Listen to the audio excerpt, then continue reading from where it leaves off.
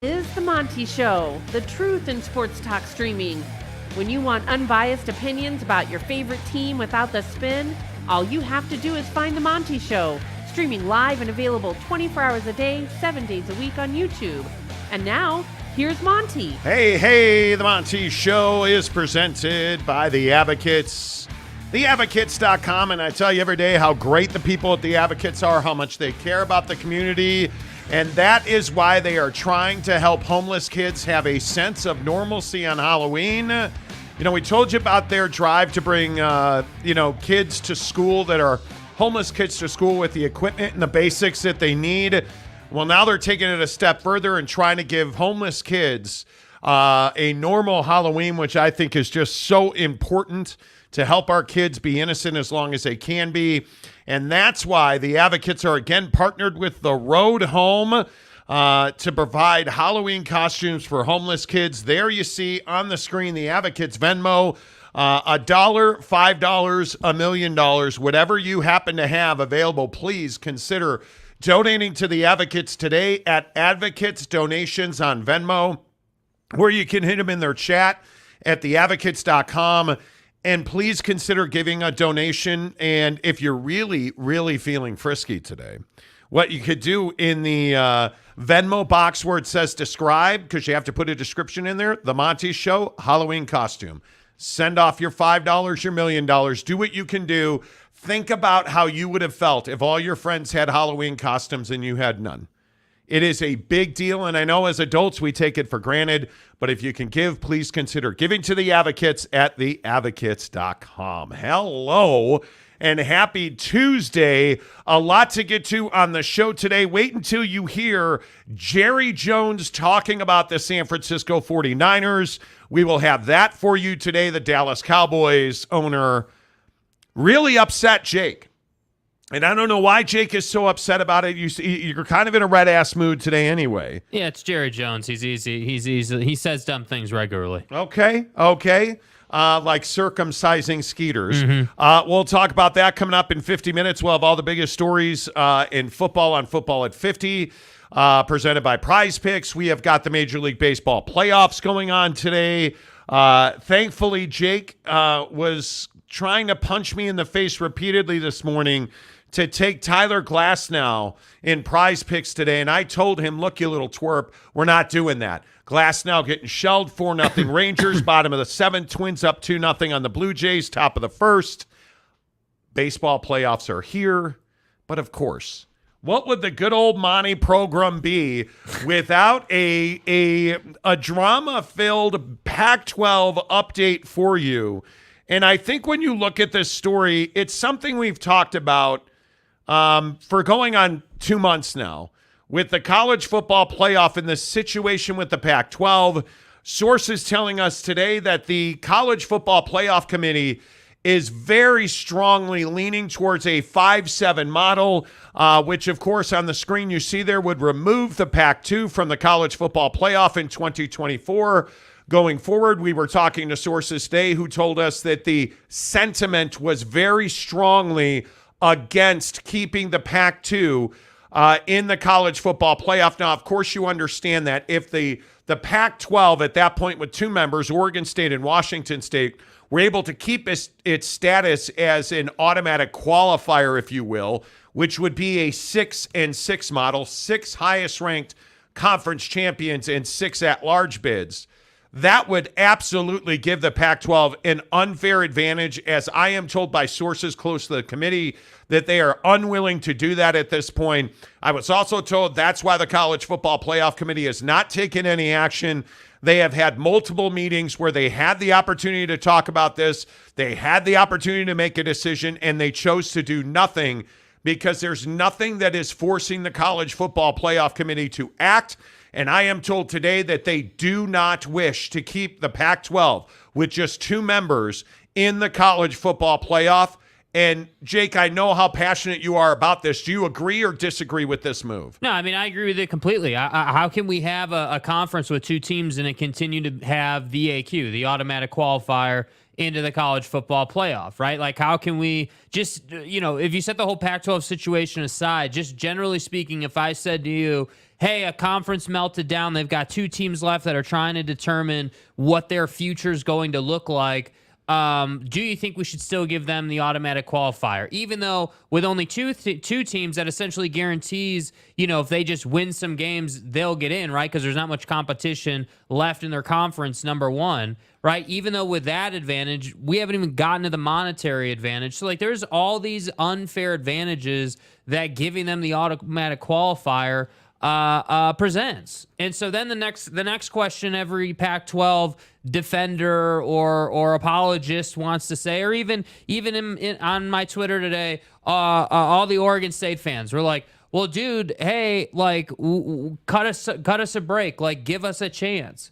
And it's like, hey, I wish that's what this conversation was about. I wish we were having a conversation about what you like a break that we could cut you, or maybe some slack that we could give you. But the reality of the situation is you're on the outside looking in, and you have been for a decade. And that's the reality of the situation. So the next step in the process is, well, what happens if we merge with the Mountain West? Wouldn't that give us the AQ? Right? Wouldn't that allow us to keep our automatic qualifier into the college football playoff? And my opinion on that is no. Because right now, we're sitting here having a conversation about rewarding 2 schools that were on the short end of the stick in realignment and expansion of other conferences. We're talking about rewarding them. So let me get this right. We're not going to reward them, but if they merge with another conference at the G5 level, we're going to reward all those schools and them.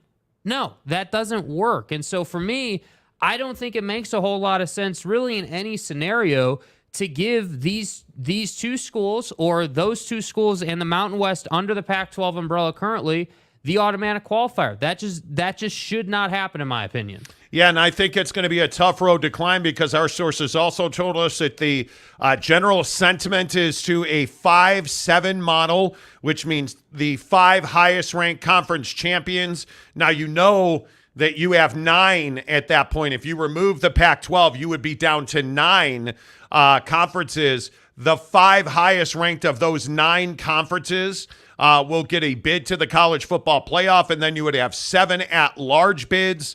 That 5-7 model, as we talked about last week, because there was all this ruckus, which is completely untrue and completely unfounded, about the Big 12 moving to add the Oregon State and Washington State. And as we told you last week on the show, our sources at the Big 12, and it was multiple sources and sources in television now as well, have told us that it was never a consideration to add Oregon State and Washington State to the Big 12. And we're told that in that situation, sure, that absolutely puts those 2 schools in position. But if they remain just those 2 in the Pac-12, we are told that they have absolutely no path to the college football playoff, and that they would have no chance of being recognized by the college football playoff committee. And I tend to be with you. At that point, you're giving the Pac-12 with 2 teams an absolutely unfair advantage. Now, having said that, our sources close to the college football playoff committee this afternoon tell us that if the Pac-2 and the Mountain West were to merge, that it is very likely that that conference would be able to make a strong enough case to remain a Power 5 conference, to remain in a situation where the college football playoff committee would have to strongly consider staying at a 6-6 model. Now, this is going to be hotly debated. I am told that without question, there will be a line right down the middle of the subcommittees in the college football playoff committee about the status of a conference with 2 Pac-12 teams in Oregon State and Washington State, and the balance of the Mountain West. Because just like Jake, there is a lot of varying opinions about the veracity of that conference as a P5. Sure, it would have a P5 brand in the Pac-12, but just because you're wearing somebody's shirt doesn't mean you're dressing like them, as the old saying goes. And what I would tell you is, I think that that conference would not be recognized as a P5, but certainly you would stay at a 6-6 model, and you would take the 6 highest ranked conference champions, and that would include whoever would be the champion of the Pac-12. They would get an automatic spot in the college football playoff. And Jake, I know that you are adamantly opposed to that. Yeah, and the other problem with this is all of this is solved by winning. right? Hey, if you're so good, win on the football field, Washington State and Oregon State. If you want to put all this nonsense aside, auto qualifiers and, merging with the Mountain West and all that good stuff, you want to put all that aside, win football games. Go out and prove that you should be in the top 25 week in and week out the entire season. Go out and prove that you can crawl into that 12-team college football playoff, because that's what it's going to take. That's how you put all this to bed. That's how you say, hey, it doesn't matter if my conference has an automatic qualifier, or, if we're a P5, or it doesn't matter.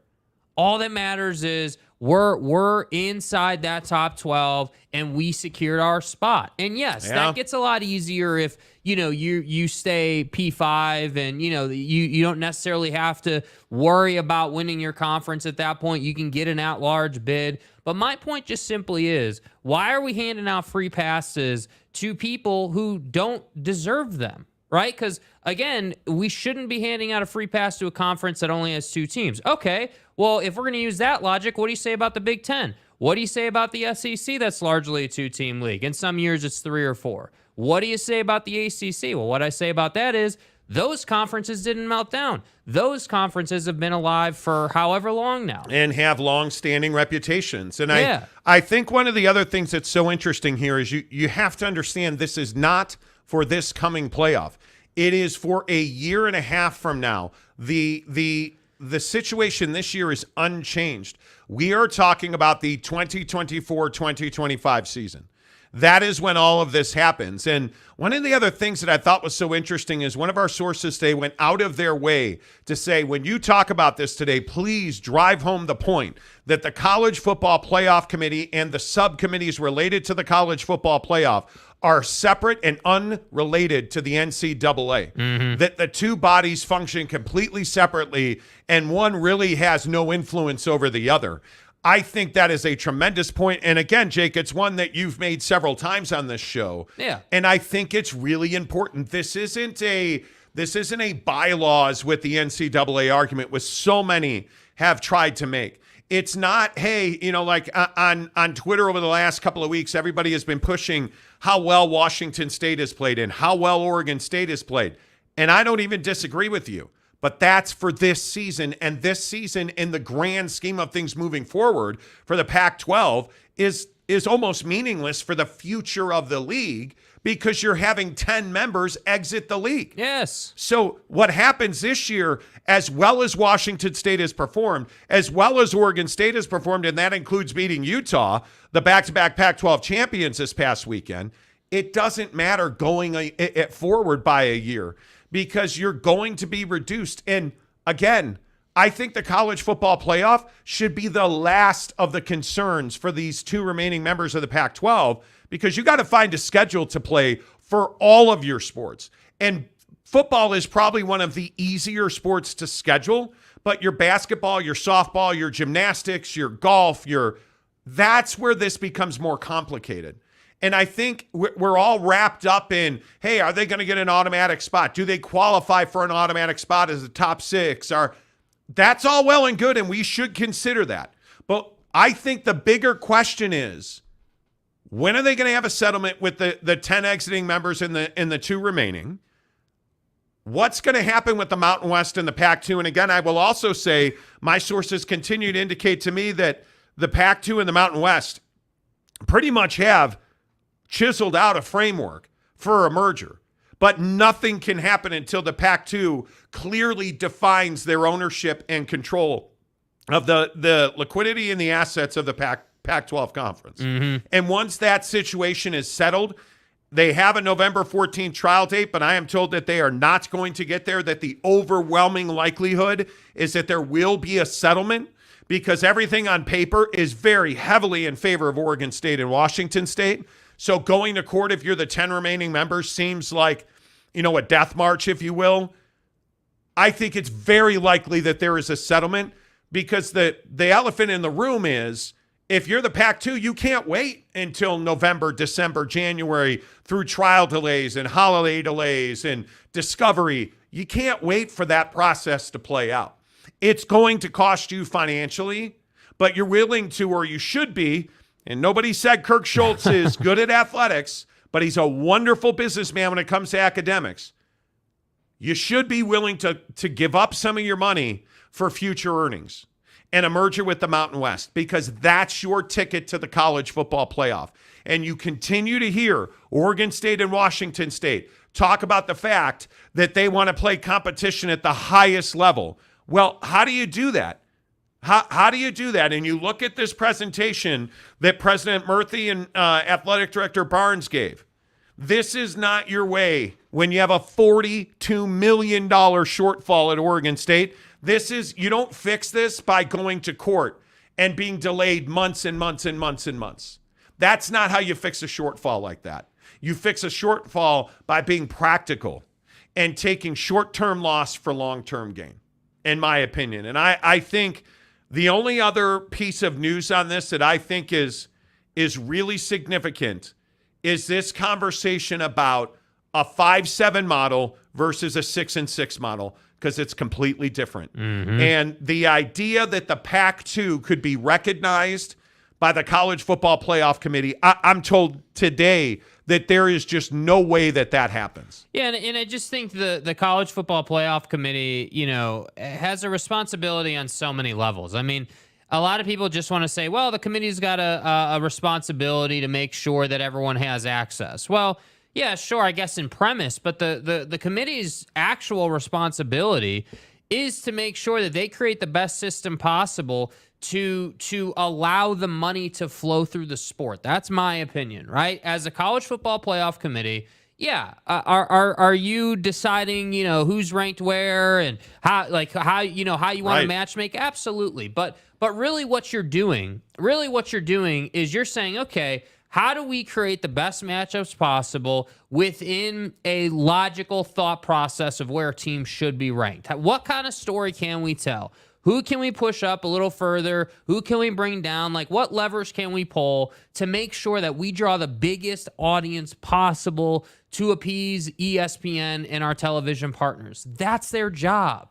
So if that's your job, why would you go out of your way? Why would you inconvenience or do something you don't need to do to bring in two schools that don't do anything in football? Yeah. They just don't. But again, this is the hard part about the conversation about the Big 12 supposedly wanting to take on Oregon State and Washington State. There's not a lot of value for the Big 12 there. Like, you look at this Colorado TV number. I mean, I don't know how they continue to do it.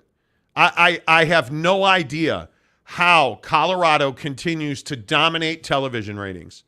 That they, at 9 a.m. Pacific time in Los Angeles, and this is important because who did they play in Boulder, Colorado? They played USC from Los Angeles. At 9 a.m. with a kickoff, they averaged 7.2 million viewers and peaked at 10.3. I'm for real. Like, that's wild to me that they peaked at 10.3. Can you imagine? And I know everybody says that I pick on Washington State and that I love Oregon State too much. Can you imagine Oregon State or Washington State pulling a number at 9 a.m. in the morning where they average 7.2 million viewers? No. I have a hard time believing that. Not as the status quo. I think that is an awfully tall hill to climb. And when we talk about whether or not Oregon State and Washington State have value, sure they do. Are they winning on the field this year? They are. But is that the norm at Washington State? Has that been the regular at Washington State? It is not. And you are so dysfunctional as a management team at Washington State that Kirk Schultz, we have been told repeatedly, is not somebody that a lot of power brokers in college sports want to do business with. And I understand that. He has had problematic situations everywhere he's been. And you look at this situation with his staff and his faculty being unhappy with the athletic budget. And by some accounts, they were going to do a sit-in, which they forced him into releasing a statement. We broke the news on the show that, hey, he is going to, do a hiring freeze. And Kirk Schultz is not a well-respected guy. And the real tragedy here is not Washington State, it's Oregon State, where you have a very dynamic athletic program that across the board has been successful. You have one of the best athletic directors in the Mountain West of the Rockies, really, in Scott Barnes. And you just happen to be in the wrong place at the wrong time. And you happen to hitch your wagon to the wrong horse, man. Like that's truly the tragedy of Oregon State. It's not that Oregon State's not well respected. They are tremendously respected. You look at the renovation at Research Stadium. You look at the football program. You look at what they've accomplished in baseball and basketball. Like, you don't have to go far to ask anybody in college athletics if Oregon State is a well-respected brand, and the overwhelming answer is yes.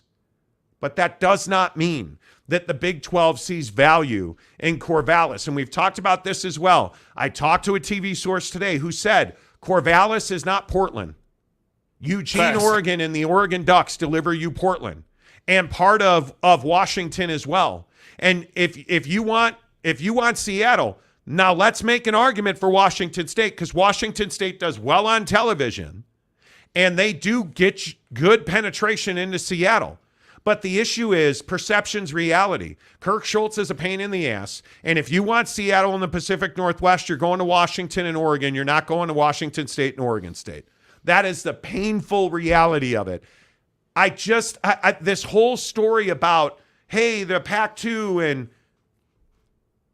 I don't know how much more legwork you need to do to recognize this situation is not sustainable as a two-university conference. Yeah. It's not going to happen. And the answer isn't a free pass out of the College Football Playoff Committee. No, it's not. That's not the answer. The answer is take your medicine, settle the lawsuit, merge with the Mountain West, and let's see how it shakes out. That's the answer. And I get it. That's not a great answer. That's not a sexy answer for Washington State or Oregon State. And more to the point, because Oregon State will be fine in the Mountain West. Oregon State will be fine. They'll dominate that conference. They'll get opportunities. I firmly believe that.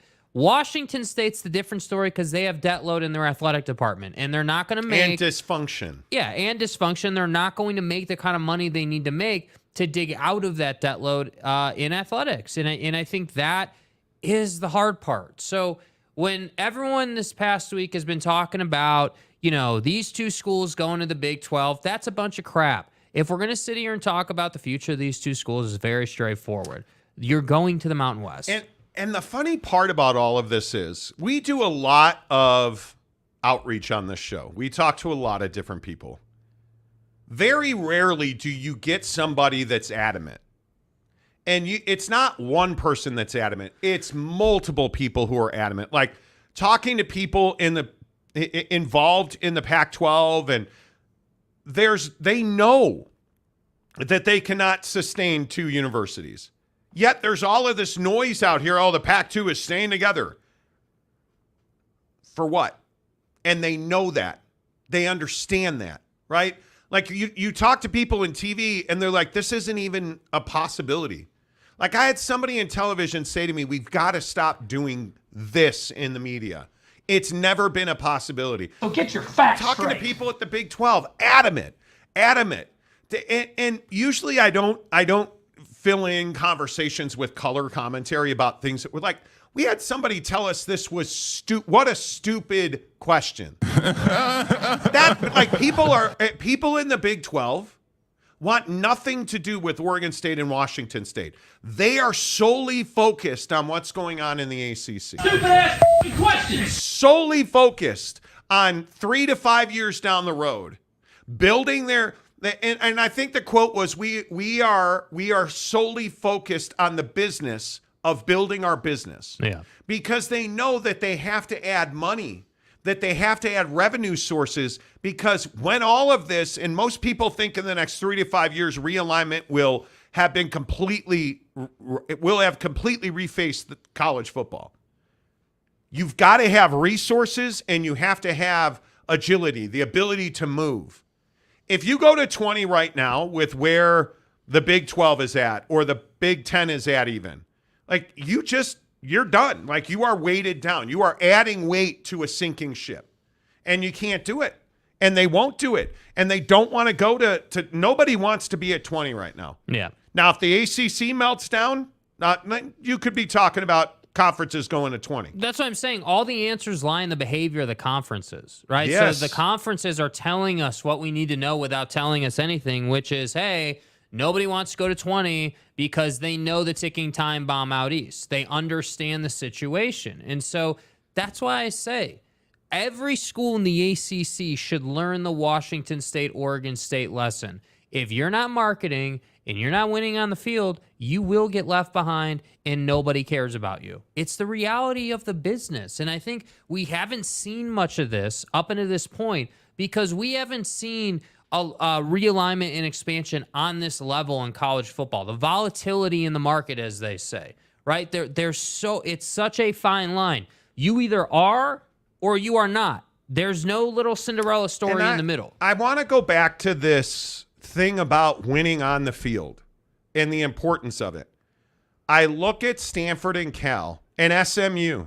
SMU might be the best example Seriously. in this Pac-2 situation. There's zero value in people in the Big 12, people in television. We reported this all summer long. People repeatedly told us there's one value at SMU. They will take zero money from you, and they will bring money and they will pay you money to join your conference. The Pac-12, I think, probably would have added SMU had they stayed together. The Big 12 wanted nothing to do with SMU, and the ACC only added 3 teams that don't win games. Cal, Stanford, and SMU that don't win games. On the football field and the basketball court, I'd mind you. Because it gave most of the members, excluding Florida State and Clemson, it gave them a voting advantage, number one. And number two, SMU made everybody a bunch of money. Now, if you guys want to talk about, hey, why did they add Calford over Oregon State and Washington State? That is got life to it. I think that's easy. That's a serious conversation. Like, to me, I think that you chose Calford over Oregon and Washington State simply because nobody wants to do business with Kirk Schultz, and everyone damn well knows that Washington State and Oregon State, given the situation, were a package deal. And Stanford and Cal make you money outside of athletics. They raise your IQ factor with advertisers because they're fantastic educational institutions. So you're going to make brand money. You're going to make academic money. You're going to make research money. And it delivers you the San Francisco Bay, Northern California market, which currently only one conference really has, and that is now the ACC. So there's lots of value in that. The problem for Oregon State and Washington State, when you compare it to Stanford and Cal, is they're not great academically compared to Stanford and Cal because who is, right? Yeah. So you're not going to make it. It's not the automatic, like rubber stamp, yes, we want Stanford and Cal. Pretty much, I mean, outside of the Big Ten, who, much like the Big 12, didn't want to add 6 Pac-12 teams. That was something that everybody else seems to think, was never talked about. And I was the first one to tell you, and I don't mind saying that, the Big 12 doesn't want 6 Pac-12 teams. It wants, the Big 12, I am told, wants nothing to do with that. And again, I'll tell you the same thing I said last week. We were told directly, the headache is leaving the conference in Texas and Oklahoma. Yeah. We're not bringing a headache in with 6 brothers and sisters hanging out together. Nope. And I think that is absolutely the right way to go.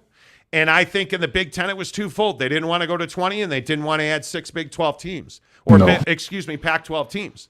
So there's all these reasons. Are any of them good? If you're a fan of Oregon State or Washington State, are any of them good? Probably not. Are they good enough? Probably not. Are they reality? Hell yeah, they are. And there's nothing you're going to do about it. Yeah. That's just the reality of the situation. Because if you're a behemoth, and it's Notre Dame. Notre Dame's a pain in the ass. And I'm a Notre Dame fan, right? Notre Dame is a pain in the ass. Notre Dame, our mother. Notre Dame walks around with a massive jackhammer over their shoulder, and they're like, they get what they want. They were a problem in the ACC, right? hey, yeah, we'll join, but we're not going to give you the thing that you really want, which is football. And we're going to be a gigantic pain in the ass, too. When it comes to like voting on stuff and giving our opinion, yeah, we're going to be a gigantic pain in the ass. But why did you do that? Because Notre Dame makes you money. Yep. Notre Dame puts people on their TV sets. Notre Dame sells tickets. Notre Dame sells merchandise with that little ACC logo on it. Like, Notre Dame helps you make money. Does Oregon State do that? No. They don't. Does Washington State and money making do not go hand in hand? No. Ever on any level? No. Now, do they bring people to the TV? Washington State does. Do they win football games? Sometimes. Sometimes they do. Sometimes they don't. It's not unequivocal. It's not a slam dunk. But it is what it is. Whew. How we all doing? We're good. All right. Less of us, more of you. Only after we hit our daily buckshot right here on the Monty Show. And I got to tell you guys, we are rocketing towards a goal that we have worked really hard to reach with Bucked Up. We are trying to move 300 sample packs of Bucked Up's buckshot. It's free. In the description below, you guys can get 6 free buckshots. No strings attached. If you just go to the link, click the link, that's exactly what you're going to see on your screen right there. Claim your 6 free buckshots, fill out your information, and they'll send them right to your front door. And I tell you, every single day, it's clean, long-lasting energy that gets you through your day. Like, my wife today had a huge presentation. She's like kind of a big deal. She works at a major corporation. She did a global presentation today. And what did she do about 30 minutes before that? She had a buckshot. I'm for real. Because it gives you mental clarity. It's 200 milligrams of natural sourced caffeine and a bunch of brain food. So it gives you energy and it gives you a mental lift. So there's no crash. There's no spike. It's just really high quality ingredients that make a really high quality product that does exactly what it says it's going to do. So we are 25% of the way to 100 6-packs given away a buckshot. So everybody right now, if you could, A, hit the like button, and then B, there's 600 people watching the show. If you could go and get your sample of buckshot, your free 6 buckshots, hook it up, that would really help us. We appreciate that. We're trying to break a record at Bucked Up for most buckshot samples in a month. Let's make October special. Bucked Up, BuckedUp.com, the official energy provider of the Monty Show. Oh, by the way, should you need more supplements, do not hesitate to use the promo code Monty20 to get 20% off at checkout at BuckedUp.com. All right, let's get your comments in here. Thank you very much for being here every day. We could not do what we do without you guys. You are amazing. Oh, man, always a good way to start the show. A brand new member, Kyle A. Welcome back to the membership. Let's go, baby. Good start to the day here. Let's go, Kyle A. Appreciate you.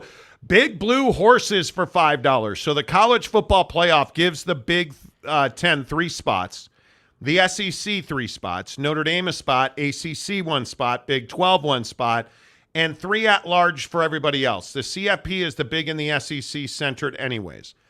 The way this would work, and see, I don't even think you're wrong. Like, you're going to have, by default almost, you're going to have the SEC get 2 lost teams into the college football playoff. When it's a 12-team playoff, it's going to piss people off that, no, UTSA didn't get in, but Alabama, let's say, or Auburn or Florida, but they're going to lose like 6 games until they fire their coach, with all due respect.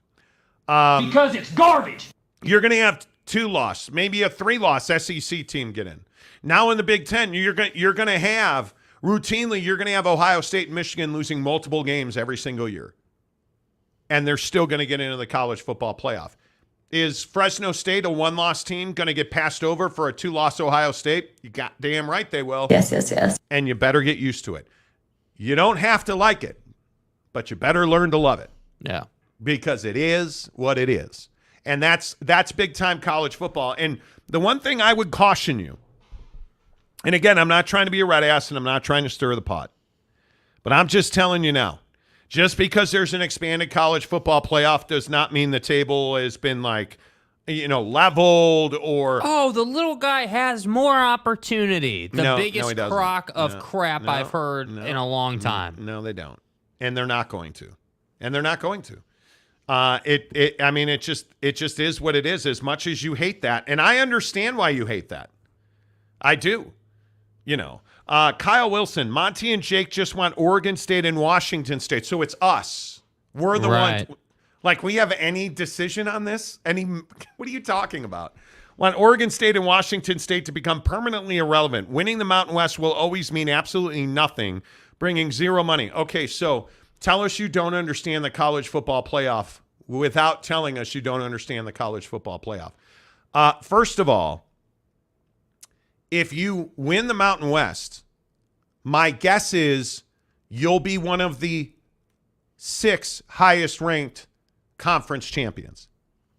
That's just strictly a guess based on the fact that, the ACC, the SEC, the Big 12, the Big 10, they're getting in, right? So, and then you're going to have one more for your 5-7, right? So the 5, let's say it's 5-7, the 5 highest rated conference. You don't think winning a new Pac-12 Mountain West merger conference gets you into the college football playoff? That's what you're saying here. Because, I want Oregon State and Washington State to be irrelevant. Why would I want Oregon State? It's not what we want. It's what it is. That's what I'm saying. Going to the Mountain West provides Oregon State opportunities, because I believe Oregon State beats Washington State most matchups, especially at Reser. So if we're projecting forward, Oregon State will have plenty of opportunity. The only question is going to be, if you're going to be in a basically a 4A caliber Mountain West conference, what's the recruiting look like? What's the impact and talent that you're going to take? Like, how does that affect your football program? Because that's the conversation. But there's no reason why you shouldn't be able to win that conference and book yourself a spot. There's no reason. It is beyond me that, and it's particularly Oregon State fan, how you're such a red ass, I have no idea. But can you not put your guns down for 5 minutes, lower your hands for 5 minutes, and try to understand why? So your idea then that a merger with the Mountain West is bad. Ask yourself what the Pac-2 is. Because if a Mountain West merger is bad, what is a Pac-2 alone? Tragic, terrible, awful, like a death knell? I knew today would be shitty. Because you're not going to bowl games. You're not going to the college football playoff. You have no bowl tie-ins, 0. None. So where are you going to find? Because if you're playing some kind of thrown together schedule, like, do you think about this stuff before you just rage on about how we want? What does we want Oregon State and Washington State have to do with any? We have 0 power over anything. Like what I want Notre Dame to win the national championship every year. How's that working out? Notre Dame, our mother. You can't win the national championship with 10 guys on the field. I just want you to know that, okay? Thank you. Just a piece of advice. Since if you have all the power, if you could send a text message to Marcus Freeman and tell him that'd be great. Well, you have his number, right? I mean, because you know all these people. Well, yeah. According to Kyle Wilson, I have all the power, and I just want. Or what are you talking about, guy? What are you talking about? Conference Commissioner Gumby, Notre Dame is a Latin term. Look, man, it's okay. Latin. It's Latin for 10 men on the field. Apparently. It's ridiculous. Christopher Shannon. Now here comes all the Notre Dame hate, I'm sure. Notre Dame is a brand, and that's it. They are holding on to oldness.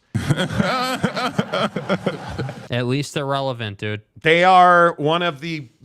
And if they're holding on to oldness, apparently oldness makes you money. Because the biggest problem at Notre Dame, they don't have to go out and earn it on the field anymore.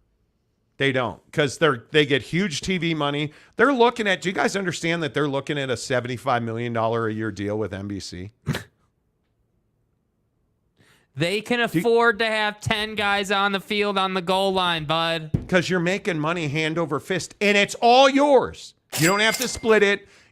None of that. They're football only. is $75 million a year. Which pays for everything else, and then you're going to profit. So what are we talking about? Notre Dame, the biggest problem with Notre Dame is they don't have to earn anything. Yeah. And when everything's given to you, you get complacent. And I think hiring Marcus Freeman is absolutely complacent. I think it is a huge mistake to have hired. I hate it. Please don't get me started. Let's see. Connor Johnson. I just want to know how the college football playoff is going to change their model with Schultz having a vote on the board. God. Okay, so I don't know. And I've explained this 1,000 times. How much influence do you think Kurt Schultz has? So you're in a room with a bunch of other people. Hey, guys. And you're the only dissenting voice at the table. Do you really think he's going to hold out? Or, and I know I could be crazy, maybe they tell him, we'll give you a 6-6, or we're open to a 6-6 now that you've merged with the Mountain West. Because do you really think Kirk Schultz is walking into a college football playoff committee meeting and saying, nope, I'm standing on my own? we are the PAC-2, and you MFers are going to give us $320 million. Washington State, our mother. I've asked this question directly to people, and people laugh at me every time I ask it. Like I talked to a source last week, and I was like, how much sway does Kurt Schultz have? And the answer started with, oh, man. That's what the answer started. Do you really think Kirk Schultz is, do you think he's the Don sitting at the head of the table, and he's like, all right, yeah, go drop a dime on whatever G5 team so we can get in?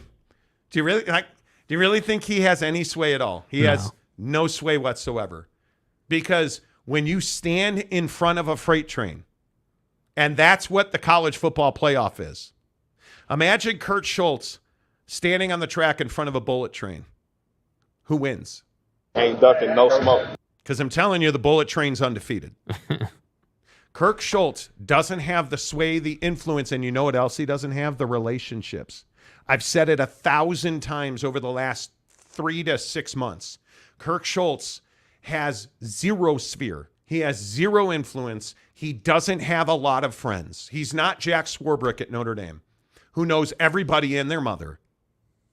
He's not that guy, pal. He's not. Yeah. So you can talk about how he's on the subcommittees and, hey, this guy's on the subcommittee. When it ultimately comes down to one dude standing in the way, who do you think's going to win? You're not that guy, pal. Trust me. You're not that guy. And here's the other thing. And again, I know I'm just little old Monty over here. Well, just trying to do whatever I can do to screw Oregon State and Washington State. We really did. So why hasn't he stood in the way already? They've had meetings for the last 10 days. What did they have, 5 straight days of meetings the other week? Did he stand in the way? No. You know why? Because they wouldn't even give him the chance to stand in the way, dude. They wouldn't even give him the chance. Yeah. They wouldn't even talk about his conference. They wouldn't even talk about 5, 7, 6, 6. Because when these decisions are made, do you really think they make these decisions? And I'm not trying to be an asshole about this. I'm truly not. But do you really think they make these decisions when they walk in the room like, all right, everybody come on in. Let's, so what do you guys think about this 5-7 nonsense? It's probably different than what you're thinking, though. Why don't we just take a quick vote and see where we're at? Do you really think that's how this game is played, friends? These are all millionaires. These are all highfalutin people. And I know, let's get crazy, they all have phones. Oh, my God. Dude, chill. They all have telephones, and they Ain't no reset. They talk when they're not meeting. Like, you guys think about this before you say stuff like, I just want to know how the college football playoff committee is going to change their model with Schultz having a vote on the board. You really think he has the power to stand in the way? And even if he had the power, do you think he would stand in the way? How much damage would he do to the PAC-2? Because that would be the only way he would stand in the way. Which, again, I know I'm just guy over here trying to screw over Washington State and Oregon State. Right. But the only reason Kirk Schultz would stand in the way of 5-7 versus 6-6 is if he was trying to keep the PAC-2 together. Well, that's the issue, isn't it? Where it's just the Pac-2 and it's the two of us against all of you and screw the bullet train, I'm getting on the tracks. Kirk Schultz doesn't want to be the Pac-2. He wants to merge with the Mountain West. He knows that's the path to athletic prosperity financially. But how does he do that? Oh, that's right. It has nothing to do with the college football playoff. He needs to settle the case so they can get on with getting on and building schedules and merging with the Mountain West. Stop it. You're hurting people's feelings. Dude, then he can roll in with his smug-ass face and glasses and try to take over the college football playoff with his board vote. I'm just trying, you guys. I am just trying to get you to a place where you think through this stuff before you say, like, again, let me get another. My bad. Beaver Shane. I love that Schultz is making this so difficult for the shitheads. He's not, though. He's not. He's not. That's what I'm saying. So, Oregon State fan right now, with all due respect, because I don't mean this personally, you're suffering little brother syndrome right now. You are quite literally in a place where you're like, oh, Kirk Schultz is getting in the way, and it's us against the world. And even though he's not the president of our institution. But it's this comment, Michael Langford, who wants to run out head-to-head records. And what is that? What is, and Michael, you're smarter than me, very clearly. Very clearly, you are your brain is, but I'm just asking, what does this have to do with how does this impact the college football playoff? How does this impact 5766? How does this impact the court case of the Pac-2 versus the 10 exiting members? When's the last time I was talking about Oregon State and Washington State in December? I'm trying to help you guys. And you want to keep going back to, Washington State's record. Nobody's doubting that Washington State has people that watch TV in Seattle. Nobody is doubting that. And if you're a Washington State fan, I'd love your rationale on how you think there is anything that is normal. The wheel is greased and quiet and it just turns and we make money and win games at Washington State. Because I can tell you, I have talked to people in both Pullman. I have talked to people in Spokane. Like, nobody thinks that. You don't have a faculty sit-in over the athletic budget because Washington State, what do you say here? Washington State 57-47 the last 10 years over Oregon State. Well, fuck, let them spend as much money as they want then. I'm just going to go back to the chemistry lab. They know what they're doing because they beat Oregon State every year. By the way, if you're going to come after me on that comment, my man, let's define winning. See, again, more little brother syndrome here, right? You're making me, you're not breaking me, as Prime says. What did you do with this comment? You showed me that you're only thinking about what happens with Washington State and Oregon State. This conversation isn't about the head-to-head, man. This conversation's about what happens in December. Yes. This conversation's about what happens with ESPN. You know, that little 4-star network that puts on the college football playoff every year? You've not been in it. You haven't even been a factor in it. So that's what I'm talking about. Yes, people watch your football games. No, not enough people watch your football games to affect the college football playoff. No, you don't win enough to be relevant in December. In your conference, I'll say this, in your conference, Oregon State and Washington State have wrecked many USC seasons. There's no question about that. I just don't... It's not difficult. I don't understand why, Oregon State fan, why are you so mad? Why? Like, I don't know that I could say any more niceties than I have ever said about... I've never said a cross word about Oregon State. By the way, we've only been sitting here for the last month talking about how Oregon State and Washington State should go to the Mountain West because that's essentially a yellow brick road to the college football playoff. This is the last Oregon State comment I'm going to read the entire day until tomorrow. I can't do it anymore. Kyle, I want to help you, but dude, you just keep digging another foot down into your grave. What is Colorado won? What is ASU won? Okay, well, here, let me spell it out for you. Man, wow. I think you might be trolling at this point. I can't believe this is truly what you believe as a comment. I can't believe it. Dude, you know what Colorado won? You know, they won the Coach Prime Derby. who puts 7.2 million people on their TVs at 9 a.m. Pacific time. That's what they won. You know what else they won? They sold out their stadium for the entire year. You know what else they won? Everybody wants to flex them into their national TV schedule. What did Utah and Oregon State draw this week? Oh, that's right, 1.28 million at home in your recently renovated stadium. Try that on for size, man. 9 a.m. in the morning when every USC fan is still sleeping off a hangover. Because notice the second line peaked at 10.3 million viewers, 3:30 to 3:45 Eastern. Why did it peak at 3:30 to 3:45? Eastern. You know why? Because, we had a frat house party last night. Friday night was unbelievable. You guys, I don't know if you have seen the co-eds at USC, but, dude, slept that one off. Oh, that's right. We're at Colorado. Let's flip on the TV at 12:30 in the afternoon in Los Angeles. Friends. That's what you don't understand. And what is ASU won? Nothing. You know what ASU's won? They're friends with Bobby Robbins down in Tucson, who has one of the most desirable basketball brands in all of college hoop. Hey, did ASU get into another conference in realignment, by the way? And you may be new to the show. And again, I'm going to buy into the fact that this is a trolling comment.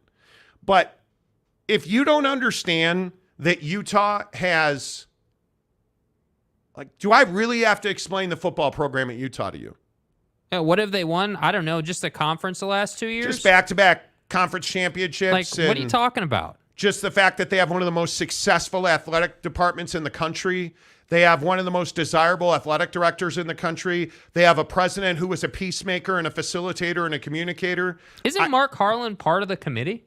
He is. And I don't think you get this. I just don't think you get it. I think this is 100%.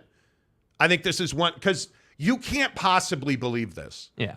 You cannot possibly believe that Colorado has no worth to anybody. Have they won anything? No, they haven't won anything. But they've won a couple games, but that doesn't matter. I just keep telling you guys, Stanford and Cal. What has Stanford and Cal won? Nothing. Where are they? They're in the ACC. What has SMU won? Nothing. But their value is they bring money. Does Oregon State bring money? Does Washington State bring money? No, they bring debt. Again, I'm just showing you because I want to make this clear. This is the last Oregon State comment on the show today. I'm over this trolling thing.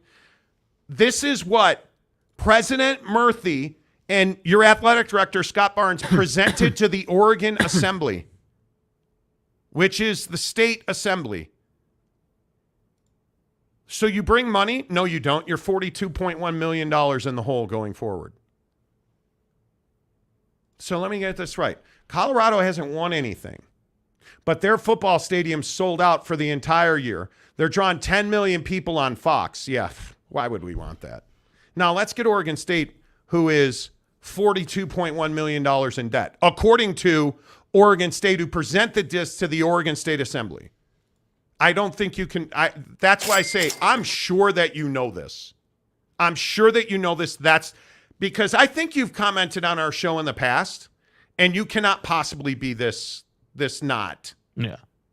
You can't. It's not possible. No, they don't. And then you say stuff like wins matter. No, they don't. Not when you're talking about money. Then why is SMU, Cal, and Stanford in the ACC? You did a very poor job of representing Oregon State today. Aaron Wilson, my favorite is when Monty is frustrated and impassioned. It really pisses me off that Oregon State fans have this unbelievable athletic director, a president who, while she's new, is really working hard, and people actually like her, and you're just obstinate. Listen, Washington State fan, I understand. You guys got roller-cocked. I understand why you guys are upset. I totally get it. Macaque. Right? I totally get it.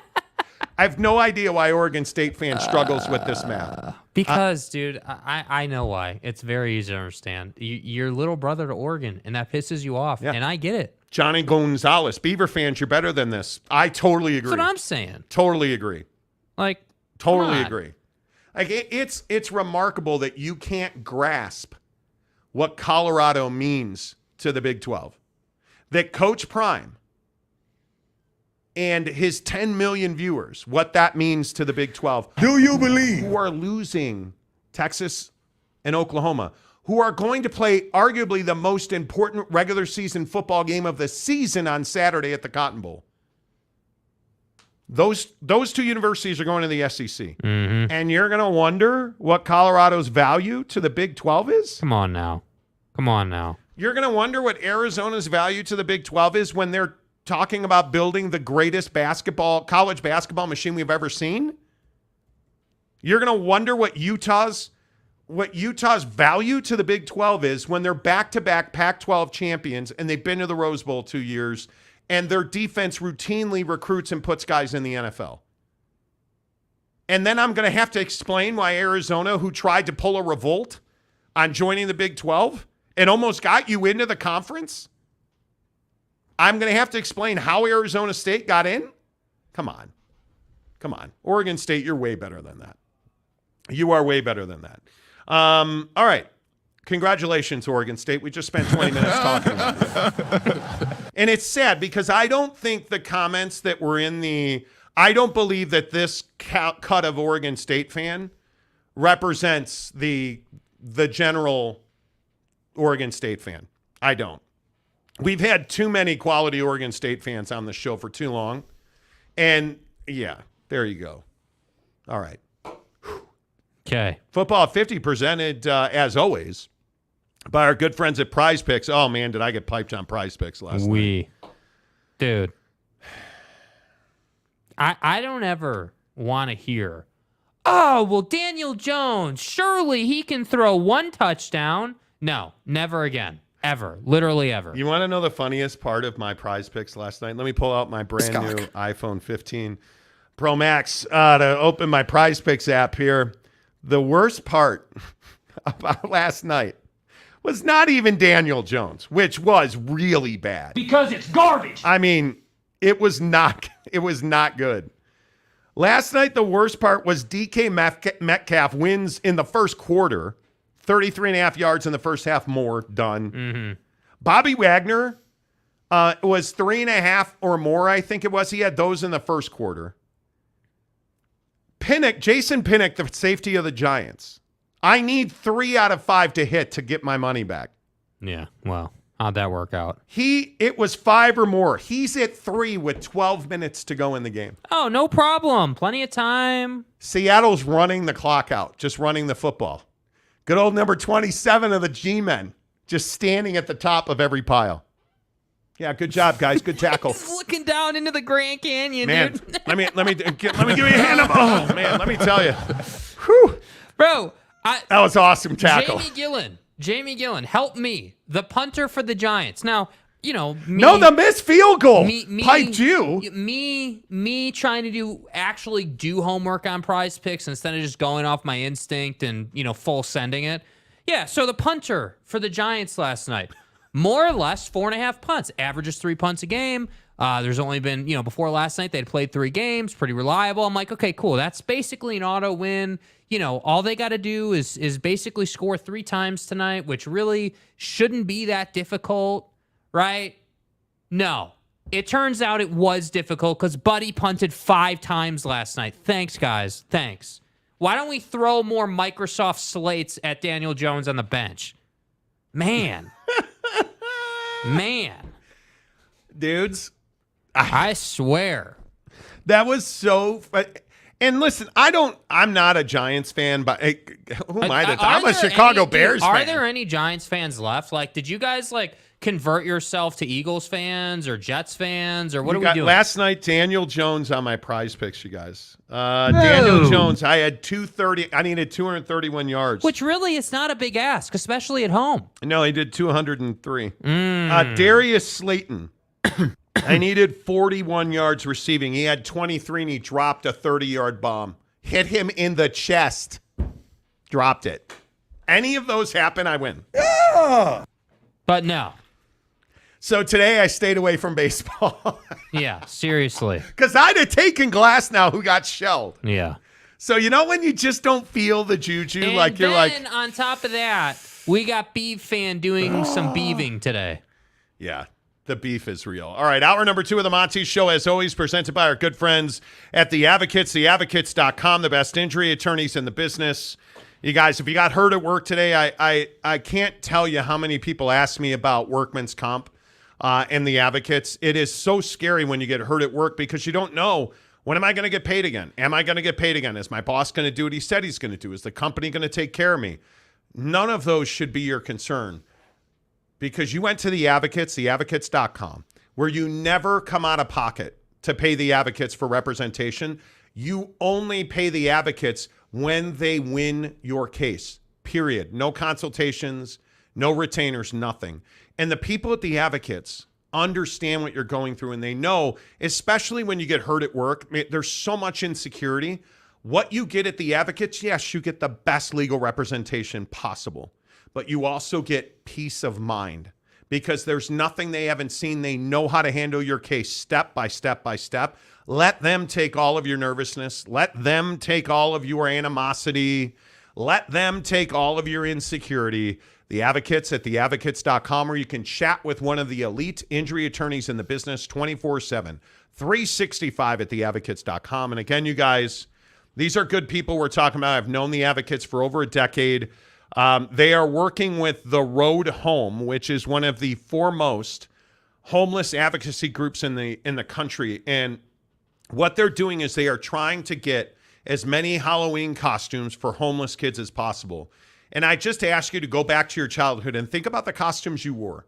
Right? I was a fireman. I was a fireman. I was Ryan Sandberg. One year I was Walter Payton. I'll never forget putting on that football helmet, being Walter Payton that year. It was amazing. There are so many kids today who will never have that opportunity because they are homeless. You know what the economy's like. You know what mortgages and rentals are like right now. There's a lot of kids who don't know where they're going to sleep tonight.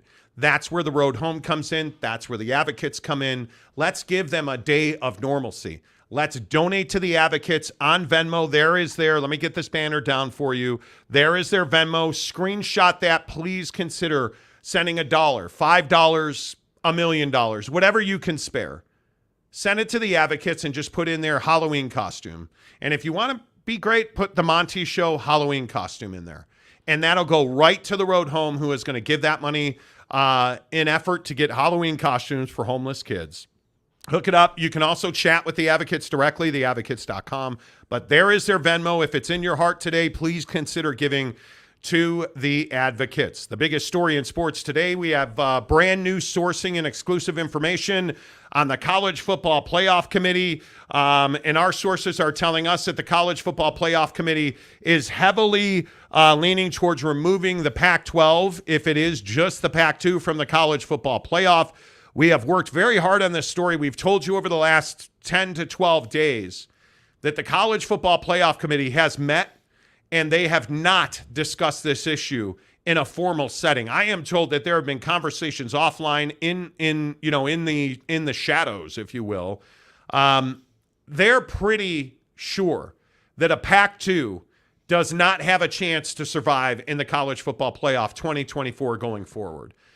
The model that saves Oregon State and Washington State, in fact, is a merger with the Mountain West, which is the only avenue the College Football Playoff would consider to keeping that version of the Pac-12 somehow in a position to qualify for a spot in the College Football Playoff, which will be expanded next year. Remember, they were not talking about this upcoming playoff. We're talking about a year from now when it'll be a 12-team playoff.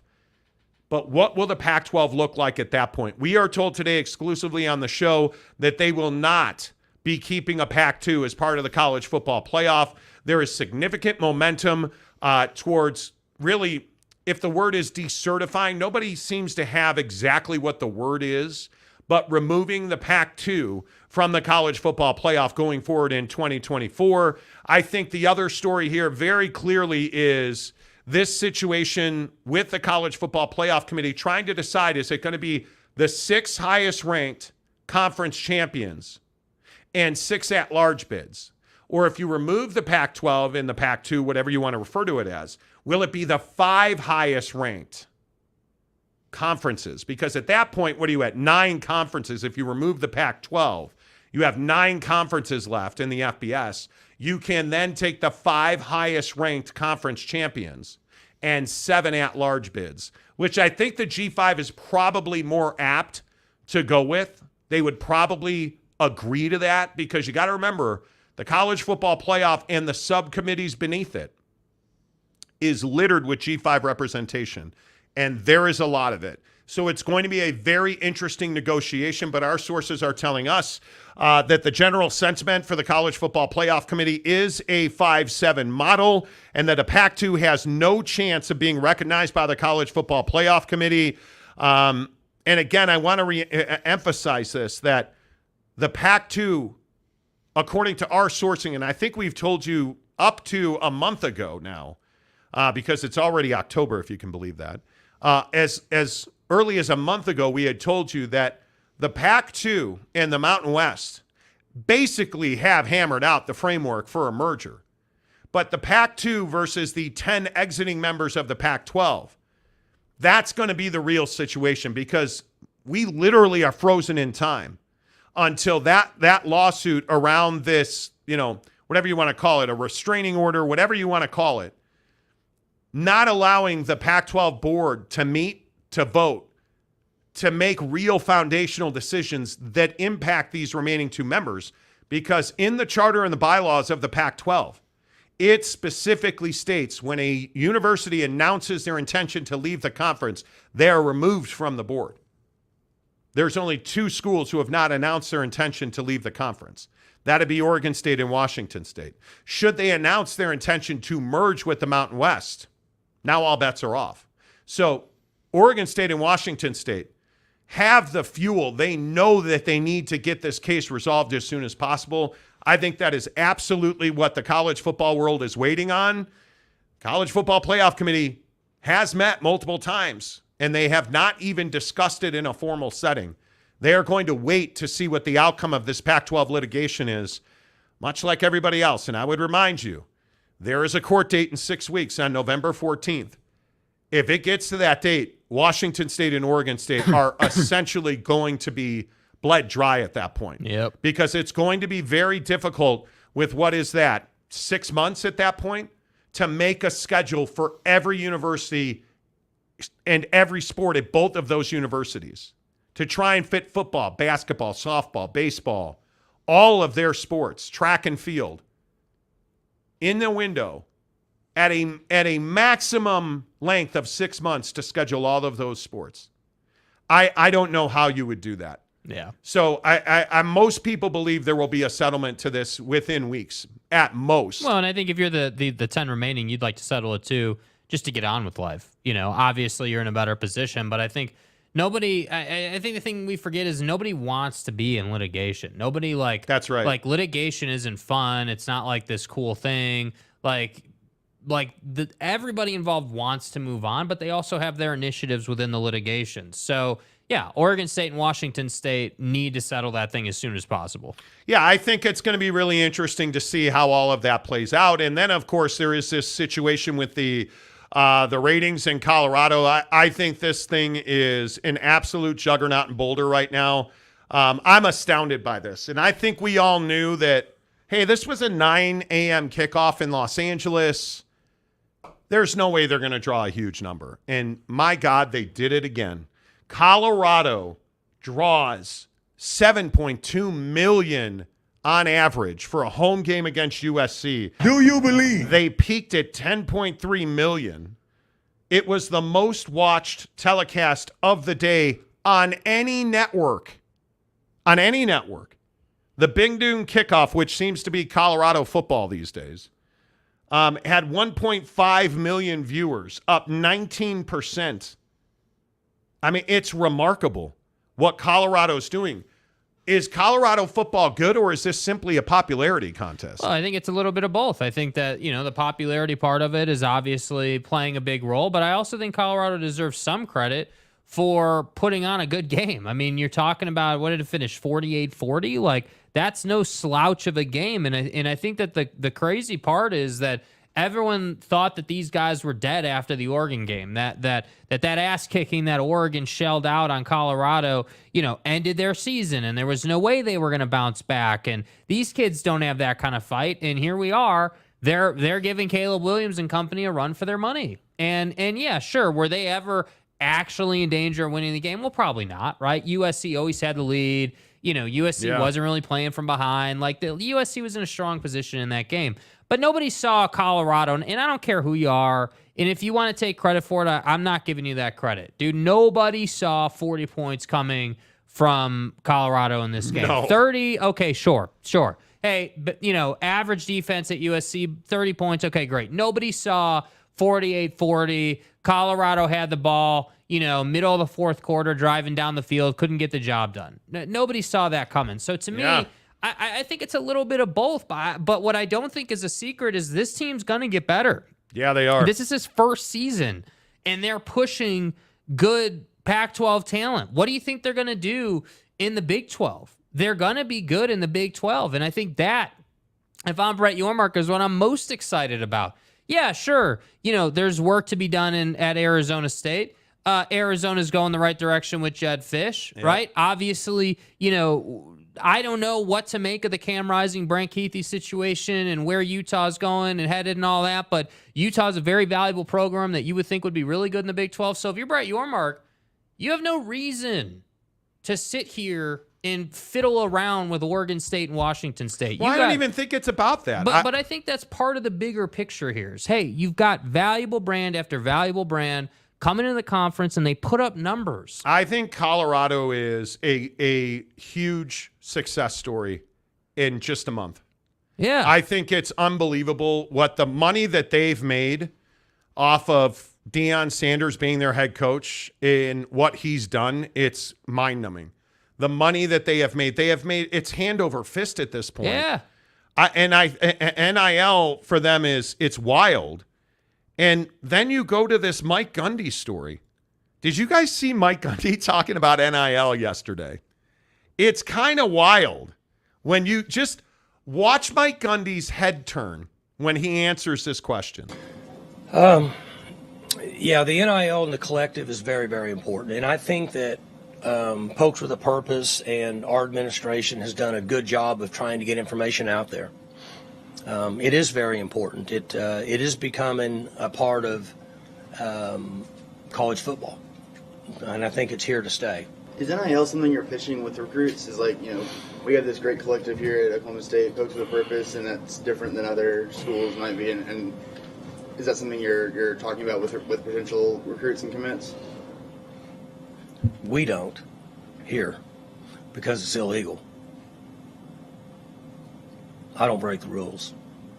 So now I don't know if other people do or not. That's a good question. I love that he's like he just picks his head up. Because it's illegal. This dude's a pimp, dude. There is no other way to look at Mike Gundy, right?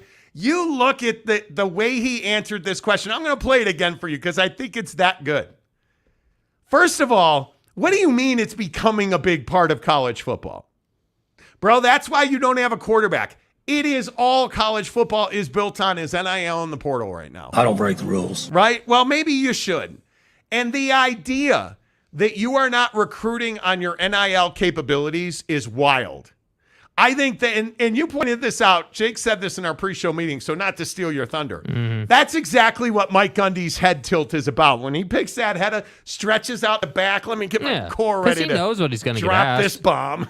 Right? So he stretches out the back, and then he picks up that head, and he's like, Yeah, the NIL and the collective is very, very important. And I think that Pokes with a Purpose and our administration has done a good job of trying to get information out there.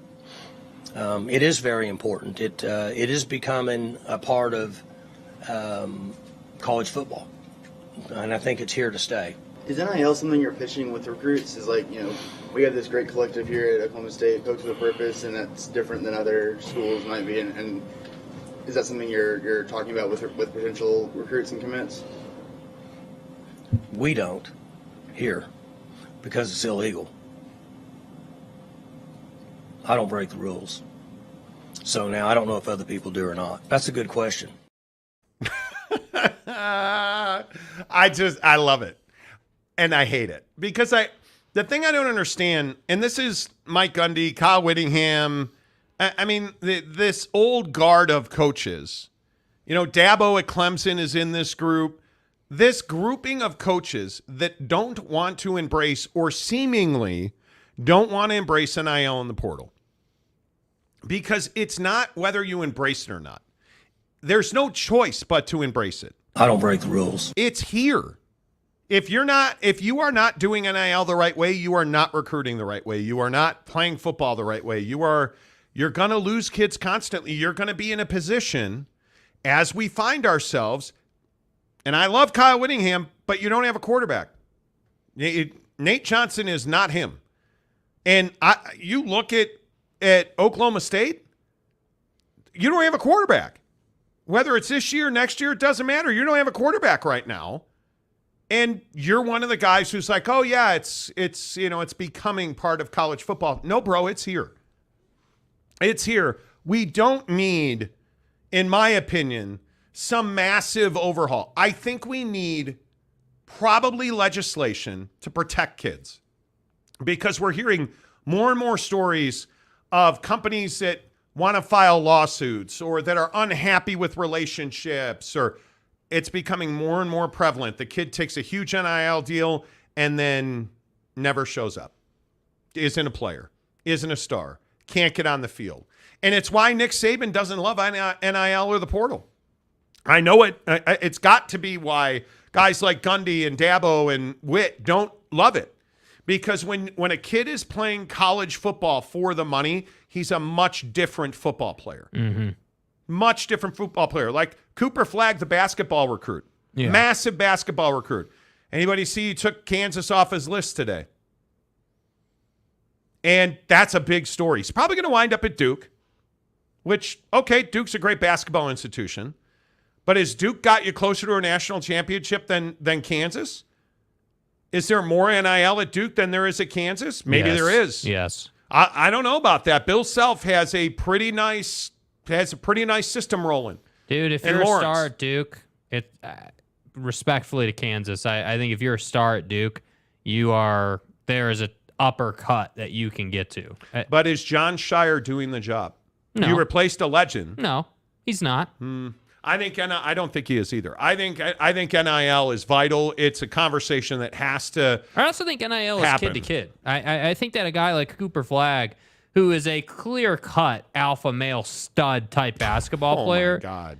I mean, you can go and play in some tiny-ass school and you're going to get NIL. I think the question for Cooper Flagg is, hey, how can I maximize? Like, what situation do I feel like best suits me to, yes, maximize NIL, but also maximize my 1 year at this institution? Because that's the reality of it. Yeah, it's an interesting question. I don't ultimately know where it goes. I really don't. I think it is very interesting that you have a situation where you're going to have to figure it out quick because, again, Kyle Whittingham doesn't have a quarterback. And we can sit here and we can wait for Cam Rising, but you went to Corvallis and died. Yeah, week by week goes by. You went to Corvallis and died. Like I mean, it's one of those things where you're just in this spot where I just don't think. I don't know. I don't think he's that guy. I really don't. And Mike Gundy, I give him credit for talking about it because it's illegal. I give him credit for it. Mike Smith, the Shire is not saving the Duke. I wonder how he will do ultimately. Jeremy Callahan, Duke isn't quite Kansas. No, not right now. It's not. I mean, Kansas basketball is a behemoth. And we'll see how healthy Bill Self is and how legal Bill Self is. Because it's illegal. But I don't break the rules. We'll see. I don't know. I don't know how you fix that. Yeah. You know, Christopher Shannon, a one and done and wants $2 million. You don't even know if he's going to produce. Well, Cooper Flagg. He's going to produce too. He is a stud. Yeah, he's going to produce. It'll be interesting to see what he gets, where he gets. That'll be interesting. Mike Smith, Coach K took out the K in Duke. Now they are just due. Oh, boy, ain't that the truth. Ain't that the truth. No doubt about that. Jeremy Callahan, Kansas is the basketball program of all basketball programs. Sorry, UCLA. I don't know. What's the best basketball program in the country? And in recent wins or not, I mean, I think you're talking about the Carolinas, the Blue Bloods, the Carolinas, the Dukes. The guy obviously in real trouble is, in Lexington. I mean, I don't know what's going on at Kentucky. I mean, you would think that he'll be able to bounce back, but I don't know. If I'm a basketball player, why would you go anywhere but a blue blood if you're a guy like Flagg? Yeah. And let's be honest, if you're choosing between Kansas and Duke, you're doing all right.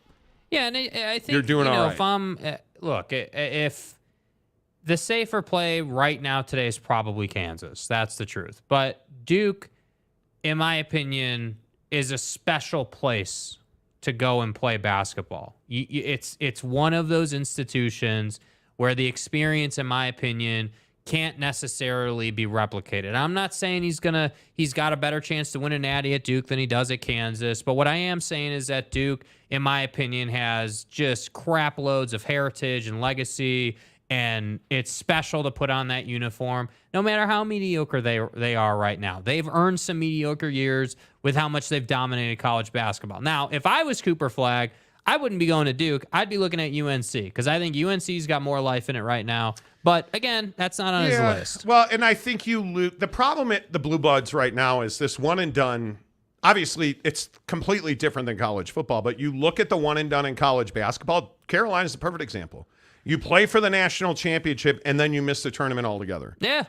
I mean, it makes it very difficult. Salty Drunk, what's up, my guy? You guys have pissed off crybaby Beavs fans. It is what it is, man. I bet. It is what it is. Christopher Shannon, Connecticut. He'll be at Connecticut or Duke, one of those two. That's what he's down to. Brownie CFB. All Connor Johnson messages have disappeared. Well, we don't block people, so he said something that YouTube didn't like then. But, that's up to him. Look, the whole, if you guys want to keep commenting, please do. You're making us. Tell us you don't understand how YouTube works without telling us. When you comment, it tells YouTube that you like the show. And when you comment repeatedly, it tells YouTube that you like the show. You're interacting with the show. So, hey, keep commenting. It's all good to me. It's not personal to me. Bryce Martin, what's up, Bryce? Texas Tech basketball going to rebound this year. Yeah, so is the football team.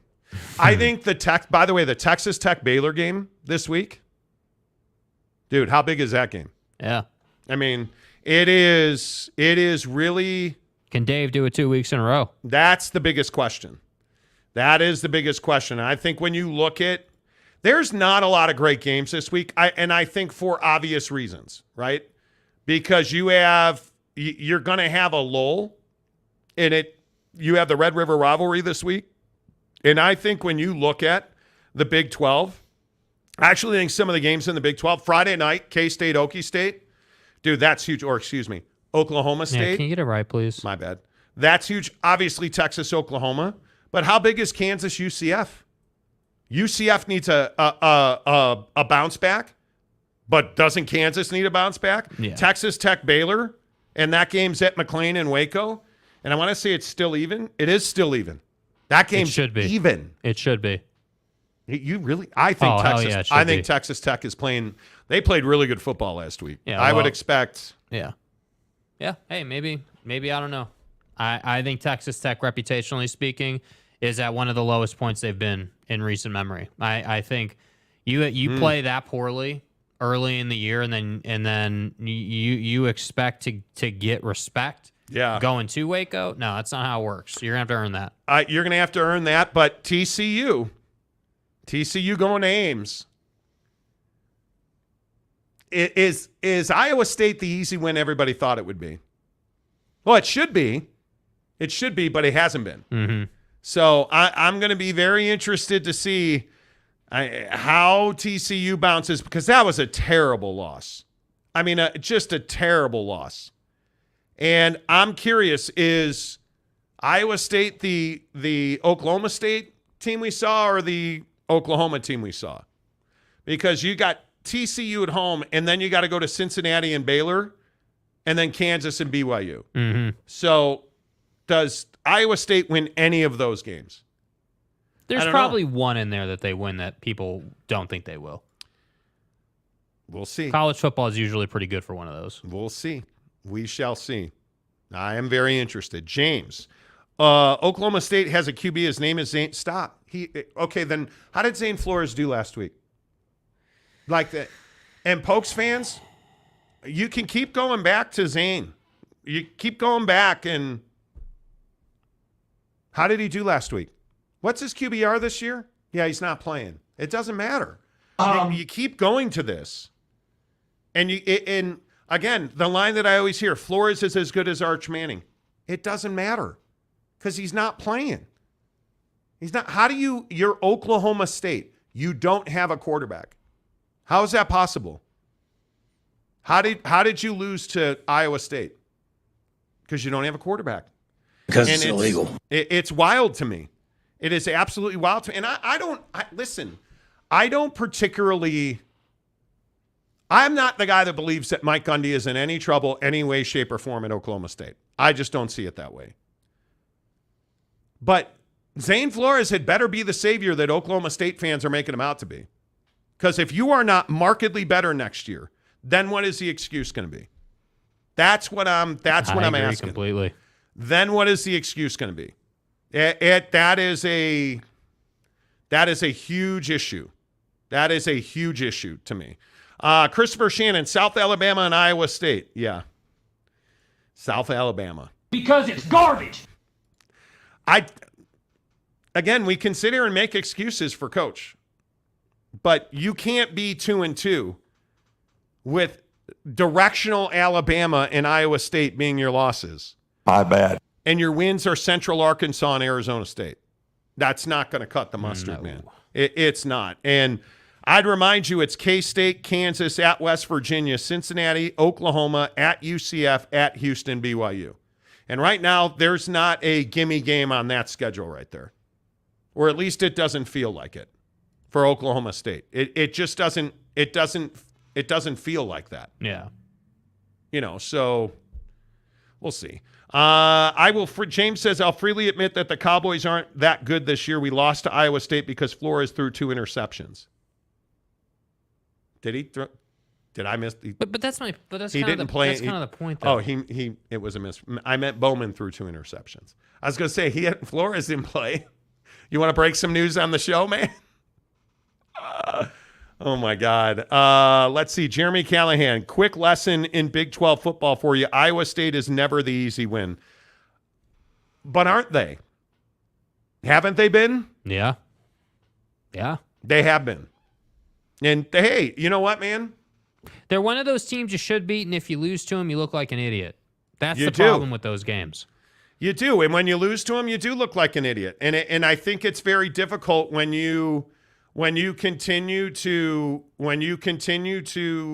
lose games that you should win, and you continue to find ways to lose games. Yeah. I think it's one of those things where you're gonna find yourself in a situation that is not ideal. Yeah. So I think you're better off when Iowa State wins. The conference is clearly better.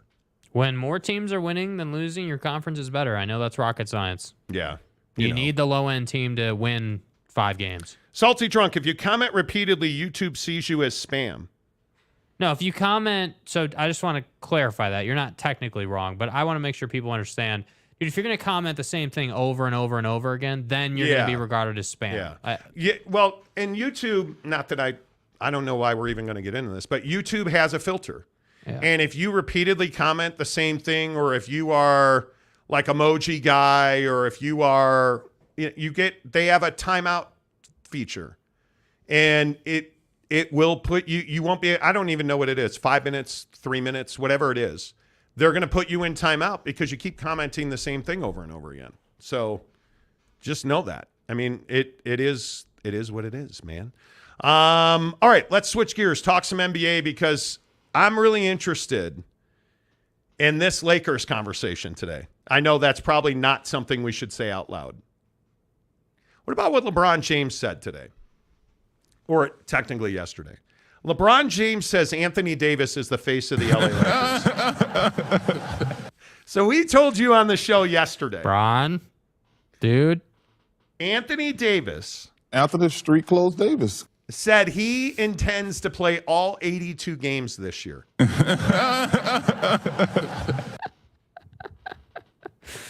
That's Listen. Funny. That's funny.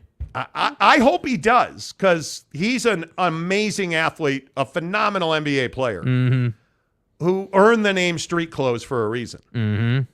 And first of all, who's the face of the LA Lakers right now? Bron. It's LeBron James. Yeah. And we can politic and we can try to, spit shine a turd, whatever you want to call it. And we can sit here and we can say, oh, the Lakers, they're better when Anthony Davis is the center of the universe. Schemers trying to control their little worlds. Only they're not. Yeah. Only they're not. And I truly love the fact that you're getting a situation where you have a guy like LeBron James trying to do the right thing for the Lakers. 100%, right? He's trying to pass the torch. But the only problem with that is you're trying to pass the torch to a dude who plays 30 games a year. That's not going to work. And when I first heard the comments, because, of course, I was listening to a radio program that, was probably not the highest quality. So what do I get? Oh, LeBron is passing the torch to a new superstar in LA. You're never going to guess who it is.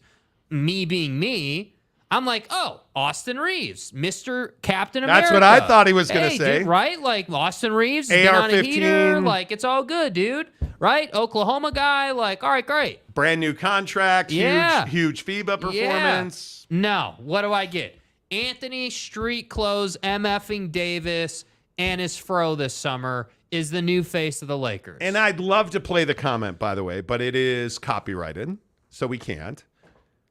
But he said about Anthony Davis that LeBron said something to the effect of, if you look up at all those numbers, and he was pointing at the Lakers retired numbers, Anthony Davis is in that conversation. He is? The Lakers should retire Anthony Davis's jersey. He's got to win at least another championship before we start talking about that. Come on now. There is no chance in the world that Anthony Davis is an all-time Laker at this point. No. There is no chance in the world that he should have his number retired, and there is no chance in the world that Anthony Davis is the face of the Lakers.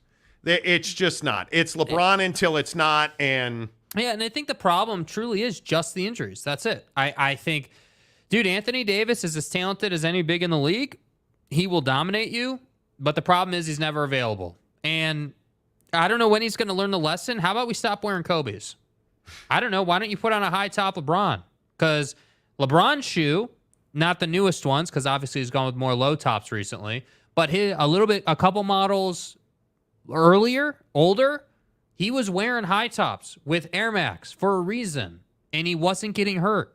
His ankles he wasn't hyperextending these and rolling I've it. I've never understood the Anthony Davis and Kobe's thing. I just don't understand it. And so to me, I look at it and I say, hey, dude, you talk that junk. The biggest problem I had, though, I have to say it, on every year this happens, and it's not just the Lakers, it's different teams every single year, but of course this year it is the Lakers.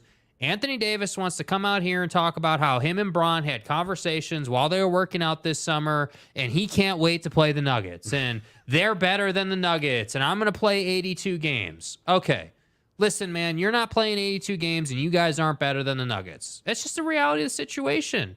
I'm glad Austin Reeves and D'Lo are going to start next to each other this year. That's what it should have been last year. We need basketball games to start being Show played. me that you are legit. All this talk... and it's always around the Lakers. I get it. It's the Lakers. I totally understand it. But at some point, you have to get back to winning games. And this is the Zion Williamson thing. Did you guys see Zion Williamson? Yeah, this is another one. Exactly right. This is another one. Oh, Zion's in the best shape of his career. Look at him. He looks absolutely shredded. Like, that's as thin and as cut and as in shape Fat as I have seen Zion Williamson in some time. And if you look at the video of him walking through media day yesterday, he actually looks dramatically thinner. He looks like he has gotten stronger in his lower half and leaner and really stronger in his arms and his shoulders, which was a major problem for him. But now you got to go play 75 games. Yeah. And it's that 3-point thing we always talk about. Yes. Oh, here's Rudy Gobert taking threes. Hey, that's cool, man. That's cool. But it makes me crazy when you look at a guy like Zion Williamson, who's got all the talent in the world to do anything he wants. He could be the best power forward in the league right now. But he's got all these baby mama drama, porn star. Notice all that went away real quick. Zero talk now. But what's the one thing he's never done? He's not a big-time player because he just doesn't play games in the NBA. Oh. And so it's allowed guys like this younger generation of player now is taking over the 3-4 combo. It's guys like Josh Giddey. It's guys like Chet. It's guys like the talk of the town, VW. Like all those guys have higher profiles. And I feel like there's this dark cloud hanging over Zion Williamson where we're all standing around waiting for Zion to get hurt. Yeah. And rightly or wrongly, I don't know what other expectation you would have. Zion or Anthony Davis, because I can't tell the difference between the two. Well, Anthony Davis is more reliable. And Anthony Davis because he's won. And he's the reason the Lakers won. But since the bubble championship, I mean, he just has not played enough games. And if you look at his, and last year he actually played quite a few games. But you know what drives me crazy about healthy Anthony Davis? He's down, holding his knee. He's going to have to go back to the locker room for 10 minutes. Whatever. And then come back out and he's just fine. He's that guy that's like, whew, man, that fast break really took it out of me. Better hurt my knee for a minute. Like that's what it feels like with him. Tell me I'm wrong, right? Tell me I'm wrong. But he did play 56 games last year. Yeah, that's yeah. Can he add 20 games can he get to 75? Because I think that's what he has to do. He has to Has he ever played 75 in his career? Like, what's the most games he's played in his career? In his career, he has played 75 twice for New Orleans in 17 and 18. The most he's ever played for the Lakers was 62 in 2020. Like, the guy's a monster. There's no, like, you look at his numbers, he in my opinion, the way the game is officiated today, and he plays for the Lakers, that's a 30-point a game guy. Yeah. But he doesn't play enough to get there. Yeah. He doesn't play enough to get there. And this year, when I think the Western Conference is going to be as fast as it has ever been. The pace of play in the West between the Warriors, OKC, you look at Sacramento, you look at Denver. Denver has no problem getting up and down the floor. Bro, you know that Jokic is confident when he spent his entire summer overseas, going to horse races. Like, this guy is confident. And I don't know, man. I can respect Bron and Street Clothes for being confident in what they did this summer and, having chemistry and feeling really good about the fact that they can win games. Because I don't disagree. You can win a lot of games. There's no doubt. I'm not talking about winning a lot of regular season games. I don't want you to be the 1 seed. I want you to be the 4 seed, and then I want you to go beat the hell out of Denver this year. I'm tired of Denver already. They are unexciting, aren't they? Like there was a conversation today. It might have been Rome or whoever the hell we were listening to, talking about how, there was someone who called in and was like, oh, well, dude, like nobody wants to talk about Denver. Yeah, I wonder why. It's Denver, dude. It's not the Lakers. It's not Phoenix. It's not yes, Denver is a major metropolitan area. It's not Los Angeles. In my opinion, it's not Phoenix. It's not Chicago. It's not New York, right? Like, Denver is full of a bunch of dudes who play for a hard-ass head coach, who play with edge, and I respect that. And they're good. And they are good.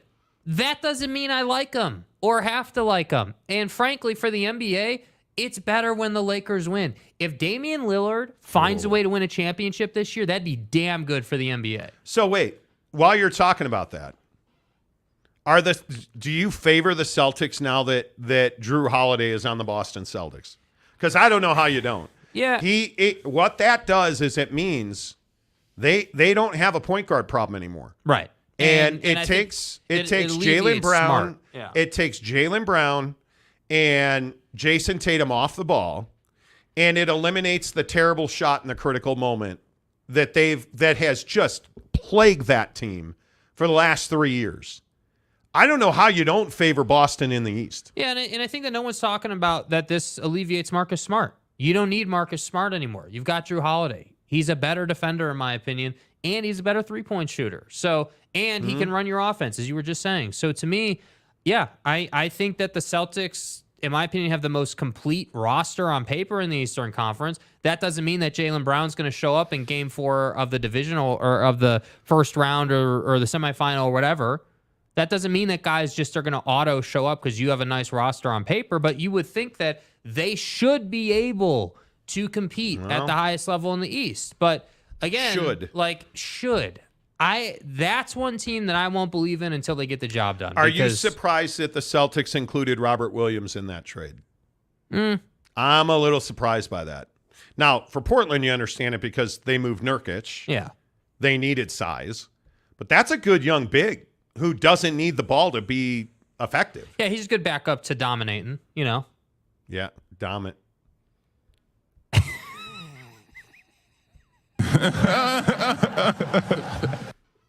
You had made it an hour and 43 minutes without saying something stupid. DeAndre Ayton rolled out. Yeah, I intend to dominate. I'm dominating. Come on, guy. There's a reason you're in Portland now.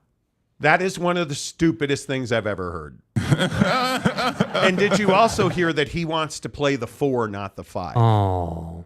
How are you going? I'll go back to Josh Giddey in Oklahoma State. If you're OKC, do you not, when you see dominating at the 4, aren't you like, okay, Josh, have fun, enjoy the All-Star game, sir? Right? If you're, don't you go and attack him with a 3-4 hybrid matchup guy? Yes, dude. Dominating. Stop. just stop. It drives me crazy. All right, let's get some of your NBA comments in here. All of our NBA conversation on the Monty Show, as always, is presented by our good friends at TryDayTrading.com. TryDayTrading.com/Monty. You guys make the money that you want and deserve at TryDayTrading.com. Again, somebody asked me on DM the other day, well, the market's way off. I can't possibly start day trading now. Actually, it doesn't matter. When the market's down, day trading's good. When the market's way up, day trading's good. When the market is just average, day trading's good. Because you're not in it for the long haul. You're in and you're out. That's the magic of day trading. That's why you make so much money. And did you know that graduates of the Tri-Day trading system who trade full-time make on average $1,000 a day or more? When you trade part-time, maybe you're doing day trading as a side hustle, and you graduate the program at Tri-Day Trading, you're making $300 to $500 a day. And all of that for a $10 30-day trial membership. And that $10 is a charitable donation, so it's a tax write-off. Your Tri-Day Trading is education, so it's a tax write-off. They give you 30 days of the entire program. They hold nothing back. Go get it right now. TryDayTrading.com. Sign up for their $10 30-day trial membership. First one in. Wow, comment dump. Let's see. Salty Drunk says Drew Holiday will take Boston to the finals. You would think, right? You would think. I mean, I completely agree with that take, but again, I don't question what Drew Holiday does in the finals. We've seen him. He's been there. No question about it. He's going to contribute. But I wonder about Jaylen Brown because you know that Jason Tatum typically has pretty good playoff series. He's good for one crappy game a series, but the rest of them are pretty productive, pushing 30 points a night. Jaylen Brown is the one. Can Jaylen Brown go, I believe his weakness was going left, if memory serves. Has he added going left to the bag? Like, I need to see that progression because you're paying this guy at the top of the league, and he's not performed in the big moment. I think Boston has a real opportunity here. And for everything that they have not been and everything they went through with Ime Udoka and everything they went through last year in the playoffs and losing and disappointments and infighting, Brad Stevens has handed you a pretty dang good roster. And you add a guy like Drew Holiday, who, in my opinion, is one of the best vets in the league. You can rely on him. Now, how many games will he play? If you can get 65 games out of Drew Holiday, I think you're thrilled. Mm-hmm. And you put him in the playoffs, I don't see how they're not a finals contender. Yeah. Because Philly's a mess. Did you guys hear this James Harden thing today? James Harden doesn't show up for media day or day one of training camp. He'll be in Colorado Springs at their training camp for day 2. Fact! I trade the guy. The problem is I think the Clippers are the only team that wants him. Mm-hmm. I don't know who else is even fighting for him. Yeah, because the issue is he doesn't win. And he's a malcontent. And he's a volume player. Yeah. Great point. Johnny Gonzalez, Damian Lillard could have been a contender. That situation ended so Another poorly. guy. Can he stay healthy? Yeah. Adam Salamini, Marcus Smart is a pretty darn good defender. And He is. He is. But he's a terrible three-point shooter. He's gotten better. And he's just not that guy that Drew Holiday just has that little it factor when it matters most. Dude, Drew Holiday has much more leadership ability than Marcus Smart ever had. Marcus Smart thrives in the secondary role as a defender first, three-point shooter second, who can dive all over the floor. And I think he thrives in chaos. Yeah. Drew Holiday thrives in half-court execution, which is what has ailed the Celtics. Don't get this wrong. Marcus Smart was a good player for the Boston Celtics. He wasn't good enough to be their floor general and take them all the way. And you can't ask, in my opinion, Jason Tatum in today's NBA. I don't think you can ask Jason Tatum to bring the ball up most of the time. I don't think you can have Jaylen Brown trying to figure out if he can go left, right, or down the middle. That just doesn't work. And too many times in clutch moments, the Celtics were running around with their heads cut off. Yes. So I think Drew Holiday is a huge pickup for them, in my opinion. Tarrant County boy, even Zion's shoes were saying he was heavy. They were actually talking ripped shoes. See what he was ripped, his shoes. That's wild that he came through that shoe at Duke. That's crazy. Duke is Duke. Jim Choi, Utah needs to go after Devin Brown from Ohio State all the way. He could be the savior of the Utes. Maybe. They need to do something at quarterback. Lakers are more hated than Denver. Lakers are like the Yankees and Cowboys. Everybody loves to hate them. Truth. Johnny Gonzalez says Ayton more like Ayton. That's what I'm saying. Tarrant County boy, Jimmy Butler is the son of Andre 3000 and Dennis Rodman. I just don't have that much problem with what he did. I don't know if we still have the pictures of him or not. But Jimmy Butler showed up with some wild hair and a bunch of metal in his face yesterday. Mm-hmm. And so many people were like bombing him, and why do you care? And I thought he handled the situation perfectly. He was asked how he felt about not getting Dame, and what did he say? I was mad. I was really mad. I was frustrated. I was emotional. Hey, that's a great answer. And he's like, now it's all over. It's time to play basketball. Well, yeah. That's exactly the answer you want, isn't it? Yeah, I don't know what else he would say. I mean, I think that's the truth. Like, that's how it works. Yeah, I think it is. I think he handled it perfectly. I just don't think there's any way to. Yeah. There's just no. Yeah, Chuck B says, I'm just here for wedgie talk. Okay. Well. Okay. AAR, Harden already called his ex-friend, the 76er GM, a liar 3 times already, and yet showing up to training camp, which is just wild to me. Showing up to training camp like it's no big deal. Yeah. Which I don't understand. Football at 50, 10 of the hour.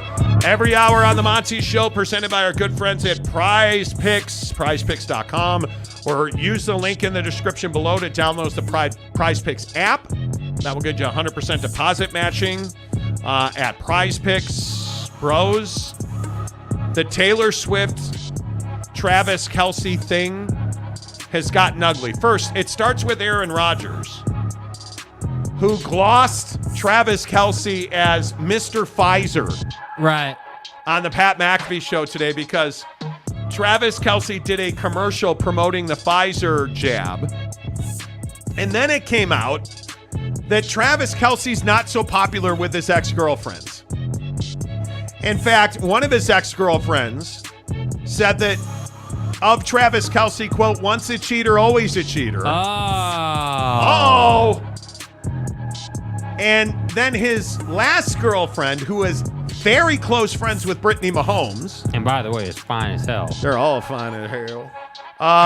Was very close friends with Brittany Mahomes. Right. Travis Kelce's last girlfriend unfollowed all of the Mahomies, unfollowed Travis Kelce, unfollowed Taylor Swift on social media. The world has come to an end. My God. What are we going to do without his ex-girlfriends following everybody? Jeez. Don't you love these situations where it's like, oh my God, she unfollowed them on Insta Snapface? Like, why is that such a thing where it's like, oh my God, she's unfollowed them on Insta Snapface? Well, look, I'm always game for like the Zion situation, right? Where Zion's baby mamas have like Snapchat conversations and everything. I'm game for those situations.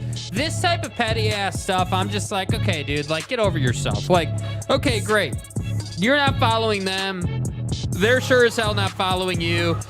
And as far as Brittany Mahomes is concerned, she can continue to be pissed off that she's not the center of the universe in the Chiefs organization. And it just is what it is, man. And by the way, how long are Trav and Taylor gonna last? Excuse me, it's Swelsey. Yeah, oh, sorry. How long are Swelsey gonna last? Yeah, as long as it continues to pump jersey and ticket sales in the NFL. I love it. Tarrant County Boy says, Aaron, Mr. Ayahuasca. That's so funny. Are you guys, I am admittedly burned out on the Taylor Swift thing. I'm ready for the breakup already. Like, because you know what's going to happen. You know that they're going to break up, and then Trav is going to have a primetime game next up on the schedule. Do you cheat on Taylor Swift? No. And it's alleged, his ex-girlfriend, again, allegedly said once a cheater, always a cheater, meaning he cheated on her allegedly. Do you have the cojones to cheat on Taylor Swift? Bro, whoever you're cheating on Taylor Swift with better damn well be like an A-list, top of the mountain gal. Man, I cannot even imagine that. And then there's Jara. Jara Jones says that the Super Bowl runs through San Francisco. By the time you're through with these next few days, it will thoroughly be indoctrinated in you of what San Francisco is. And make no mistake about it, they're a tremendous team, outstanding defense, and will challenge us as much as anybody that, frankly, we've been challenged with this year or any other year. So they've certainly got that. Frankly, we need to worry about execution and need to worry about ourselves and not so much about what they are, because they are right now probably the most likely team to go in the Super Bowl. Ooh. Do you like Jara saying that? Or you? I mean, it's an easy take, but why does Jerry need to roll out here talking about San Francisco? Dude? But is he wrong? Yeah, no, he's not wrong. But you're the owner of the Dallas Cowboys, isn't the shtick always pro Dallas Cowboy? Like, shouldn't you be saying something like, "Hey, like, yeah, they're a really good team, but we're gonna inflict our will and we're gonna do what we do, and we're worried about like." That's what I expect out of Jerry. I'm not saying he's wrong. I don't have an issue with him saying it. I'm just surprised that Jerry, Mr. Mosquito Circumciser, is out here talking about how the Super Bowl runs through San Francisco, when in reality, you have a good enough team to beat them if you play your best game. Yeah, I was a little surprised he said that. But I think he's exactly right. Yeah. I think San Francisco's the best team in the NFC, and if you want to come out of the NFC, eventually you're going to have to deal with them. Yep. But I think Dallas is very good as well. I mean, their defense, the Diggs injury still sucks out loud. Yes, it does. But their defense, I think, has adjusted. You're seeing now, if Leighton Vander Esch can stay healthy, that kid is just so good. Yeah. He's such a good story and such a good dude. And the Giants are not it. The Giants are so bad. Yeah. I think Philadelphia's in the conversation. Like, who's the best team in the NFC right now? I mean, I think very clearly it is the San Francisco 49ers. That's my opinion. I don't know. I could be wrong. I think because of that defense, they're just outstanding. So, okay, let's say they're number one. I think Dallas certainly is right there. Philly is certainly right there. I mean, those three to me are the ones competing at the very top of the NFC. That San Francisco defense, I think, is the best defense in the NFC. Yeah. Tampa at 3-1. Are you a Tampa believer? Not yet. Only because it's Baker. Get to 5, 6, 7, then I'll believe. Can we all agree the Chicago Bears are the worst team in the NFC? Well, they're going to compete to win the NFC. No. Sorry. I know they had an MVP at quarterback in the preseason. I think they're worse than Carolina. I do. They're better than the Giants. The Bears are not better than the Giants. Stop. You're trying. No, I'm not taking the bait. I am not taking the bait. I'm not. Whoa. Comment. San Francisco has Mr. Irrelevant Brock Purdy, Deebo Samuel, and Christian McCaffrey. The 49ers are really good. I get why Jerry said that. I get why he said that too. Let's see. What did Mape say? Jake, people who cheat never cheat up. No, they don't. That's an excellent point. They never sir. cheat up. Yeah, that's they true. don't.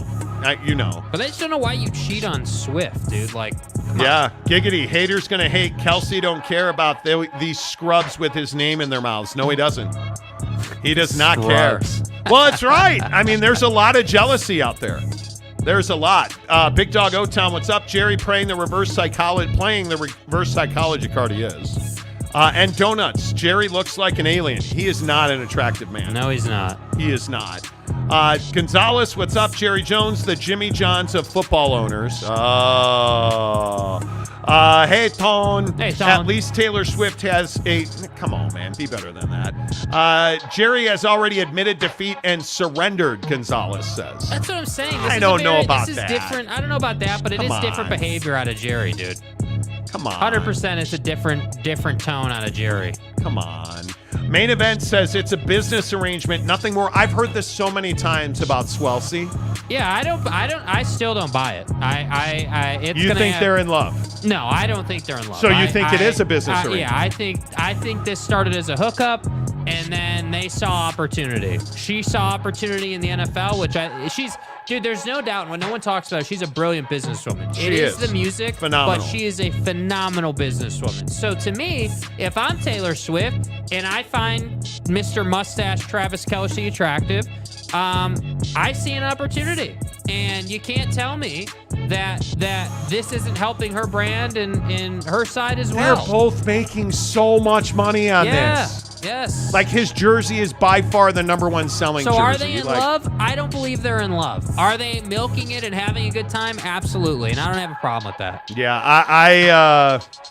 I think it's very interesting. Football 50, 10 of the hour, every hour on The Monty Show, presented by Prize Picks, our official daily fantasy partner on The Monty Show. Click the link in the description below. It'll download the app for you. It'll embed the promo code Monty. That gets you 100% deposit matching up to $100. Prize Picks is amazing. I love in our members only group on Instagram that we are all playing Prize Picks together. I think it's phenomenal. Even though I got my nuts stomped on last night by Daniel Jones and the Giants. I mean, how many times is Daniel Jones and company going to suck? Like, how many times is that going to happen? Yeah, I don't know, man. That was an absolute. That's one of the worst beats I've ever taken. All I needed was one guy not to drop a wide open, and I think it was like a 32-yard pass, and I win. No, it hit him in the chest. He dropped. Oh, shit. So let me get this right. If Daniel Jones completes that pass, he's over 230 yards. The receiver is over 40 yards. I win. I would have won $250. He dropped it. They pulled him. It's over. And then just to win the $10, hey, we feel pity for your losing ass, because I played a flex play. All I needed, and I just shouldn't look at it because it is so heartbreaking to me. Oh, dear. Oh, my. Jason Pinnock, the safety of the Giants. 4 more tackles. And you're like, well, Monty, it's a lot of tackles. From the middle of the third quarter to the fourth quarter, I felt like every time he was like, oh, hey, Monty, nice tackle, bud. Like he's standing over he is in position to make the tackle and just doesn't. And it must have been, I bet you it was 10 times. Yeah. He's right there. And then Folio laid on one. I was like, that's it. I'm turning it off. You've thrown our budget a little out of whack. Yeah, you did, Pinnock. It's the worst of times and the best of times. The worst of times and the best of times. I might be staying away from Monday Night Football for a minute after that one. That was tough, I haven't bro. won Monday Night Football. Yeah, that was really, really tough. And as far as playoff baseball is concerned, nope, not in the wild card round, dude. It is driving me crazy. Dudes who should have good outings typically get shelled in the wild card round. Dakota Tubbs, what's up, Dakota? Monty, I know this little you don't think Kelsey and T Swift is in a relationship thing is really just your cover for your true hate of Missouri. Why? I used to live there. What do you mean my true hate of Missouri?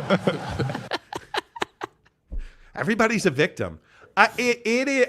Listen, are they going through the process of making kids without making kids? Sure they are. Macaque. Sure they are. But is it true love? And Mama Kelsey loves T Swift. Aww. No, it's not. No, it's not. She's making. Take me outside. How about that? She's making money. He's making money. And the sex is probably amazing. Man. Right? Like come on, dude. Yeah, dude. Buddy's running the seam route every night, man. And he's a finely tuned machine. She is whatever you think of her. Yeah, she strums it real nice. Like, dude, do you know how good she is at playing the harmonica? Let's just stop pulling punches, dude. Come on. I ain't got nothing to do with I'm not a Chiefs fan, but you know. I just whatever. Yeah. It's fine. It's fine. Jeff Woodworth, why would you bring up the Chicago Bears? Can we have it be no Bear Talk Wednesday on the show tomorrow, please? No. Jeff Woodworth, Amazon trying to push the Bears game for this week. Does an admin have a harder job? No. An admin. I'm down, dude. I'm down for another one of your Eberflus rants. I'm down if you want. I mean, if you want to, we can. But the only Eberflus. And I do not curse on this show anymore. You guys know that. The only Eberflus rant, I can't even say his name without snapping. The only Eberflus rant that I have is the fact that you are on the road and you're a touchdown dog. Because the Commanders are 5.5. Yeah. You're a touchdown dog. They think you're going to get beat by a touchdown. And who's to say they're wrong? It's true. Who's saying that the boys in Vegas are wrong on this one? Because I'm not. Vexes me. Justin Fields. No. Terribly vexed. No. And you listen here, Woodworth. I cannot rationally talk about the Chicago Bears. That's what fucking ticks me the fuck off. I can't. Because... Do you understand how close to the promised land we were when it was 21-7 at the half? And then 28-14 going to the fourth quarter? Everything was cruising. And then I walked away from the TV and doing I was in some a good mood. Doing some just, making food or whatever you were Honey-do doing. lists. Yeah, honey. Everything was fine. I'd played really good golf on Sunday morning. Bears were going to win a game. Justin Fields didn't look like a complete douche playing quarterback who had no idea what he was doing out there. Let me explain to you, friends. You want to know how bad my life is? Zack Wilson's a better quarterback than Justin Fields. There, I said it. What do you want me to say? C.J. Stroud, better quarterback than Justin Fields. I'm screwed. There, I said it. And then the fourth quarter happened. Whatever. And dude, then, that fumble was just incredible. Then Matt Eberflus decided, yeah, we should absolutely talk about Chase Claypool and not say anything at all with saying a bunch of other stuff that made everybody understand how much I hate Chase. And pardon me. Just one time, sir. Just one. Can you just do me a favor? Shut the. How are you not media trained? Can I ask that question? Do you guys understand? Because it's an organizational part. Do you understand we're going to fire him? And we're going to start over again. New coach, new quarterback. This guy's the savior. Oh, my God. Praise Jesus.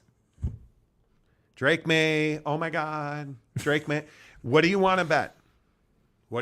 Whoever a year from now, whoever's going to be the rookie of the year, he'll go third in the draft. Like, for instance, the Bears aren't going to take Caleb Williams. No, they're going to trade out. You already know that. No, we're going the Trubisky route on this bitch. That's what we're doing. We're taking Trubisky instead of Mahomes. We're taking Drake May instead of Caleb Williams because we're going to show up. And then we're going to hire a special teams coordinator out of some high school in Skokie, and he's going to be our new head coach. And that quarterback's going to suck too. And then for 3 straight years, do you understand? We're going to have the number 1 pick. Again. For like 3 straight years. And don't even get me started on answering the question of, will the Bears win a game this year? No. 14 in a row. I thought it was the last coach who was. No, turns out that's not the case. What now? Let me tell you what now. Dude. Eberfutz is the problem. Yeah, Johnny Gonzalez, bring up every shitty quarterback in the world. Trey Lance is getting his statue put up whenever Dakota College he came from. He's that good. Yeah. I don't really get it.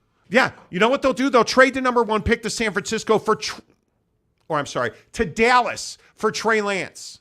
Yeah, let's go get Trey Lance. He can be our starting quarterback. You ought to know you bought it. Okay, I feel better. James, the Notre Dame is better than the Bears. Thank you. Notre Dame, our mother. Pray for the Bears. Edgar says 14. Thank you. Not 1 or 2 or 3, 14.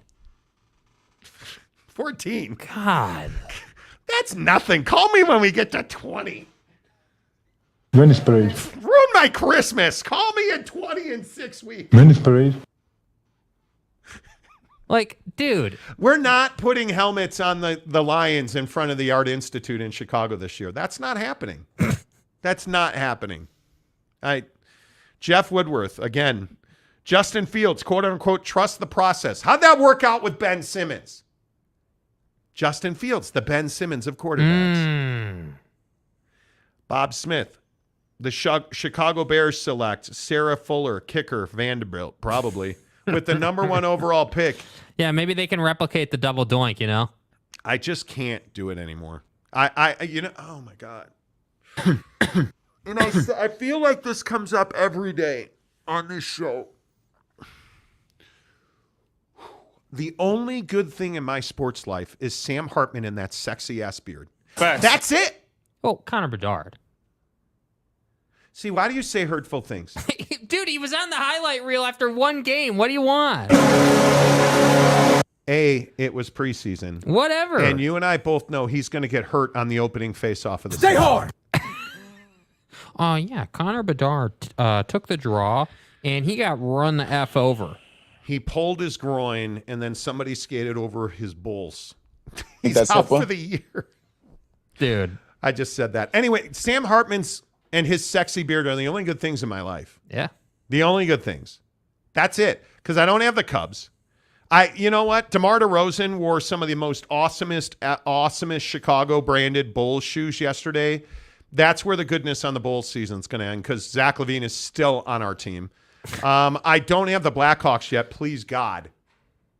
Please, God, let Connor Bedard be a star. Let him be better than Connor McDavid. Please, God, if you are up there. I have nothing. I don't have the Bears. I don't. The Cubs today, Jet Hoyer's like, oh, God, Kyle Hendricks. We see him as a building block to the future. Well, what do you, Jet, just curious, what do you see as his skill set? Oh, that 68-mile-an-hour changeup, followed by that 74-mile-an-hour fastball is vicious. Yeah, it's vicious at going into the stands.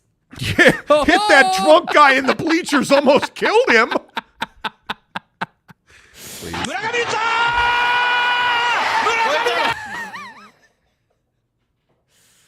Honest to God, I have nothing in my life I have nothing. Yeah, Edgar, Bears should be in the XFL. You're not wrong. You're not wrong.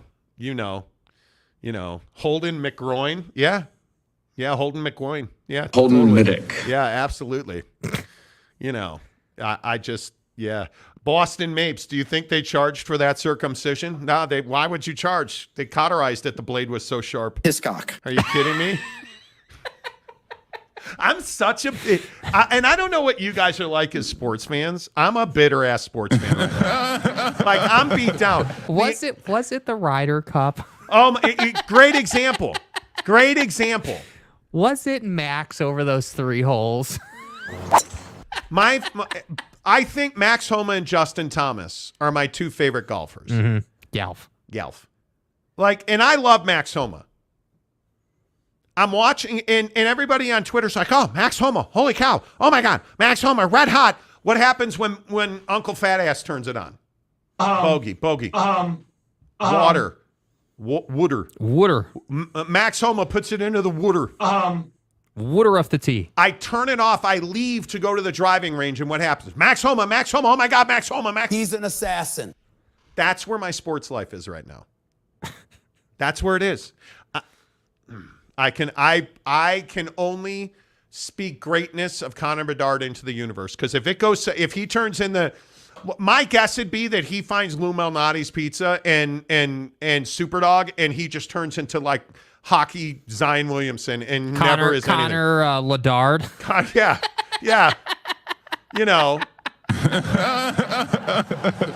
Connor Bedard, the retired Connor Bedard for Weight Watchers. Dude. Fat. I knew I had a problem with food, and my relationship with food was bad when I snapped a skate blade. I started taking Ozempic, and you should too. That'd be my luck. Oh, my God. Wave the hats. Yeah, right? Like, wave the hats at the Ryder Cup. Wooder Ice. That's right, OG Gary Wooder Ice. Yeah, Wooder Ice. Chuck B, getting back to golf talk. Let's effing go. I love golf talk. Yeah.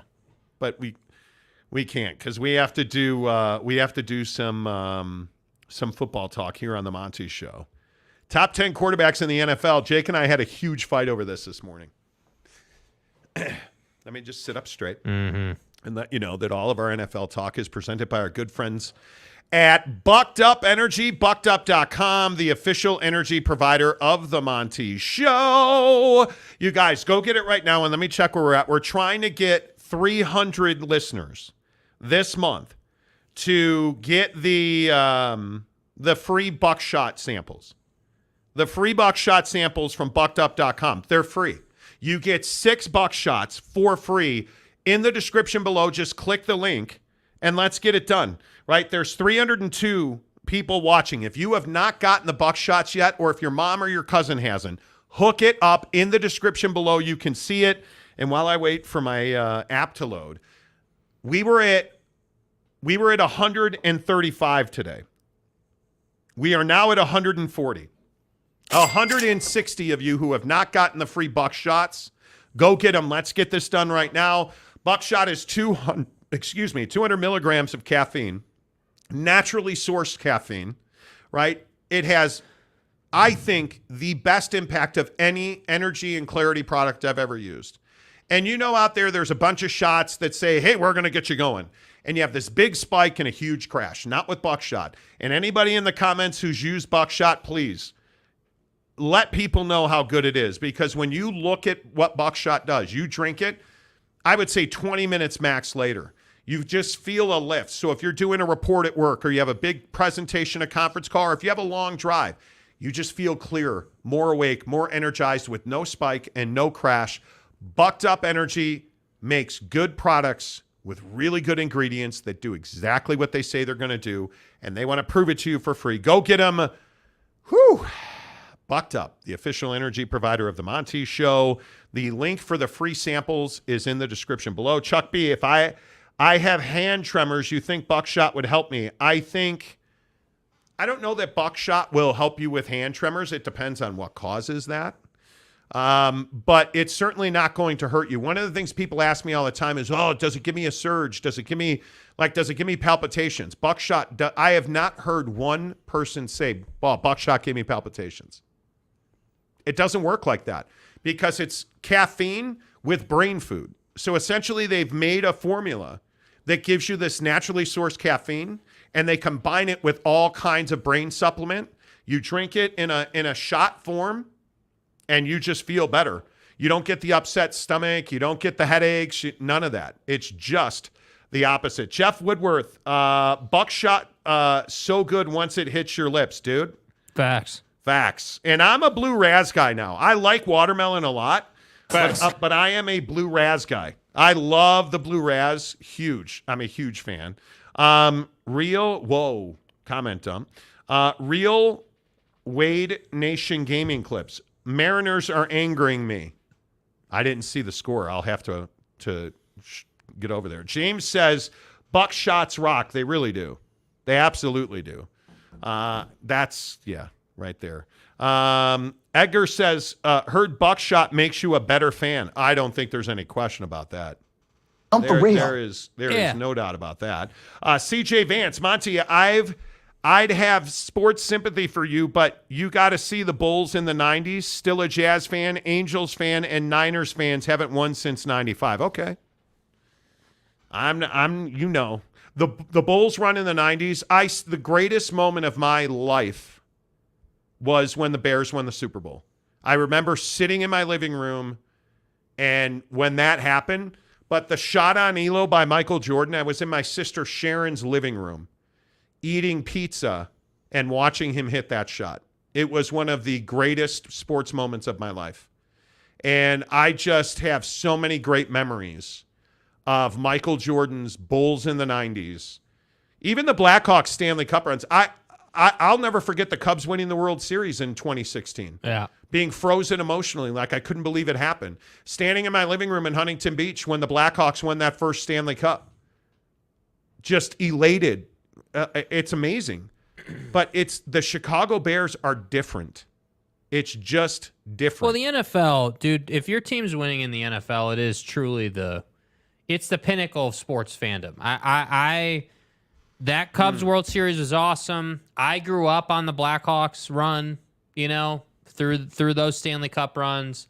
We lived in the Bay Area for the San Francisco Giants runs through the World Series. I was a big fan there. But see, the problem for me was I covered the Giants. I've covered a lot of champions. I covered the St. Louis Cardinals, the Rams, the San Francisco Giants, the 49ers. Like, I'm not emotionally attached to those teams. I am wholeheartedly attached to Notre Dame. I am wholeheartedly attached to the Chicago Bears. Mm-hmm. I am wholeheartedly, passionately attached to the Chicago Bears. I'm a Bulls fan. I love the Chicago Bulls. I'm probably nothing more than a Cubs fan, though. And I just have had no joy, man. I have had no joy, and it's brutal. All right, let's talk about the top 10 quarterbacks in the NFL. Jake and I had a huge argument over this today. Mm-hmm. Who's your number one quarterback in the NFL? Right now, I think Tua is having the best season. I think the best quarterback in the NFL is still Patty Mahomes, though. I think it's Patrick Mahomes. Yeah, I think that everyone freaked out over that Jet game and the 2 interceptions, and yes. I'm just not concerned. Sure. Did he have a bad game? Sure, they still won the game. And did they win it by a close margin? Yes, but they still won the game. Yep. It's a W. Yep. And to me, you pull up, the stats for all these different quarterbacks. Ultimately, man, I didn't realize Tua's at 1,300 yards. Yeah, dude. Stafford's at 1,229. Yeah, and the thing about Tua that really stands out to me is the completion number. He's done that on only 97 completions. What is it? 71% completion Wild, percentage. Bro. 71%. I think he's not getting enough credit for what he's done physically. Yes, he's throwing the ball. The tape study's clearly paying off. The ability to alleviate the concussion problem, I think, is yeoman's work. When you're playing in the NFL, and you're a concussion guy and you found a way not to be that to me is incredible. Yeah. I think it is. I do think it that's what I'm waiting for on Tua. But if I had to pick this Justin Herbert story over the weekend, Justin Herbert's not the best quarterback in the NFL. Did you hear about the Justin Herbert injury? Justin Herbert got his hand caught in a face mask, broke his finger, and ripped his fingernail off, not only from the tip of his finger, but all the way up to his cuticle and beyond. And he said to the guy, I don't care what you have to do. I'm going back in the game. They wanted him to go in back and get x-rayed. He was like, nope, let's go. So they put a glove on the hand and pulled the nail all the way off in the blue tent. Whatever they had to do to wrap that fingernail, and then put the glove on and put a splint over his finger with the glove on his hand. So they splinted over the glove onto the finger. And what did he do? He came back in the game and threw them to a win. Like, that's why I love that guy. I'm a man. Not only is he a beautiful passer of the football, yeah, unbelievable. Grit. But let's talk about the top 10 quarterbacks. Because I think I would have to go Patrick Mahomes number 1. I don't think it's even close to anybody else that's number 2. But it's pretty tough to go number 2 from there. If you look at Josh Allen completing 75% of his passes, how is Josh Allen not number 2? Yeah. I think he's got to be number 2. And I know this is going to be crazy. I think Tua's number 3. I think Brock Purdy is number 4. And you guys are going to think I'm just speaking out of turn. Right now, today, I think Josh Dobbs in Arizona is playing the 5th best quarterback in the NFL. What he's doing in Arizona, and I know that's crazy because I haven't put Herbert there yet. What Josh Dobbs is doing for the Arizona Cardinals, here and now today, not all time, Yeah, we're talking about today. Today through 4 weeks in the NFL. I would have no problem having Josh Dobbs as my starter instead of Justin Fields. I would love that, in fact. Josh Dobbs is an operator. And once you see him play, then I think it's really difficult because I think now you're into a Justin Herbert. Certainly Dak Prescott. Certainly Jalen Hurts has to be in that conversation. Yep. I don't know what you guys make of Kirk Cousins. He's having an unbelievable season. Well, I think the name that's missing, rightfully so, is Joe Burrow. What the hell happened to Joe Burrow? He's not. He can't throw the football. You can see he cannot drive the foot. He's a leg thrower of the football. Yeah. He is not somebody that. He is not somebody that. How do I say this? He's not somebody that can get away arm throwing the football off a back. He's not like Justin Herbert, and I just watch a ton of Justin Herbert, can get away with throwing off his back foot 7 yards to the flat because he's got a rocket for an arm. Joe Burrow needs his lower half and his upper half, and he needs to drive the football. Yeah. I think that calf has taken his ability to drive the football, and he is not a confident quarterback. Yeah, and that to me is what's, it's made more room for guys. I think, Kirk Cousins had a nice weekend. There's going to be a lot of people that say right now today Baker should be on this list. My trouble with Baker, and I'm even a Baker guy, my trouble with Baker is I need to see more. For me, you haven't done enough in the league to justify being a top 10 quarterback with this small of a sample size. Whereas, with any of these names we've just mentioned, these guys have all performed. It's pretty legit. I can, with certainty and reliability, say that these guys are here. But I think that some of the other names that I think are massive disappointments, look, Daniel Jones last night was a mess. Huge disappointment. It's not all on him, but it's a really bad look to get paid and then to come out here and look lost. Joe Burrow just got paid, but what's the difference? He's done some things for that franchise now, right? Yeah. And he can afford to have a bad season. Would it surprise you to know that Zack Wilson has a higher percentage than Joe Burrow? Completion percentage? Yeah. Yeah, I mean. How wild is that? And look, Zach's another guy because I think, you look around at like the worst situations in the league. Obviously, Zack Wilson, Daniel Jones, obviously Justin Fields. Those three to me are the three major ones. Mac Jones, okay, we can, I guess, if you want to throw him in there, but I just think that's a different thing. Look at Matthew Stafford. Matthew Stafford he's 1,200 yards, but he's only 62%, 3 touchdowns and 5 picks. Mm-hmm. That's not good quarterback play. And everybody is enamored with what he's done and how tough the Rams have been. Imagine if that was 5 touchdowns and 3 interceptions and 67%. Like, I'm telling you, there is some abnormal numbers. You look at Sam Howell being sacked 24 times, Daniel Jones, and I'm not trying to defend Daniel Jones here on the Monty Show as we talk about the top 10 quarterbacks in the NFL. Daniel Jones has been sacked 22 times. 100%. Like, he has no time, and when you get time, then you hold the ball. Yeah. Like, it's wild to me. Gregory Krug says Brock has a Purdy mouth. See what he did there? Brock Purdy. Right. Tarrant County boy says Kyler Murray to the... No. Edgar says, haha, and Dobbs. Dude, he is playing really well. He was one of the better quarterbacks this past weekend, man. It is... Yeah, Tarrant County says he has the best hairline. He does, without any. Jeff Woodward, Keith forgetting that dude up in Philly. Jalen Hurts. And it's too bad that Tanner's not here, but I feel like I'm the only one that ever defends Jalen Hurts. The guy is a legitimate MVP candidate. Yeah. Because they are, man, it's the 49ers and the Eagles, those defenses, and I just think the 49ers have a little bit better defense. Yeah. Right? Salamini, you just gave Chicago a terrible idea for their number 1 pick next year, going for Dobbs. I shouldn't have said that out loud, right? Domer Wop for $20. Domer. Oh, boy. I'm sorry, Jake. I just put in a Babies R Us order for a booster seat. He just cannot get over the fact that you are just... Yeah, I'm not fucking 6'10". Excuse your French. Use my French. Don't hate me because you've got a producer that was fired from the Today Show because Matt Lauer looked like tattoo under Savannah Guthrie. What the...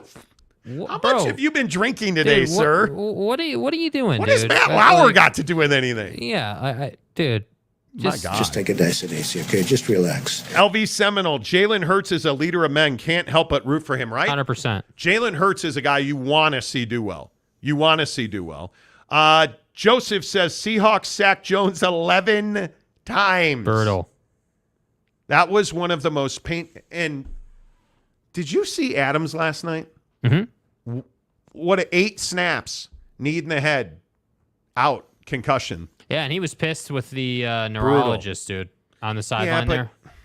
It's such a long season. Ron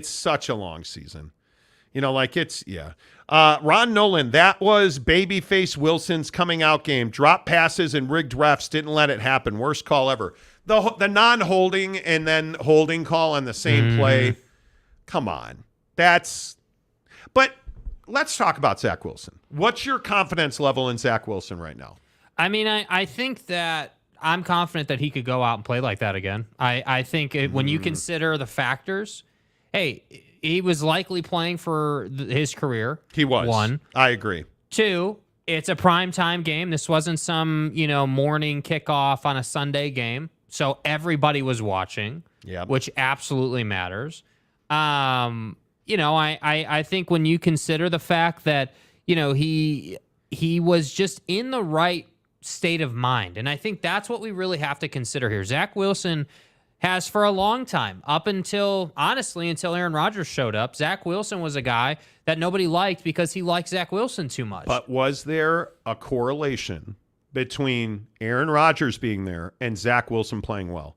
How could there not be? Yeah, I think absolutely there was. I think he's mentored him, and I think, I don't know that right in this moment, Aaron was the reason that the play upticked a little bit. Yeah. I think that it was more of a thing where Zack knew he was playing for his life, man, and he needed to.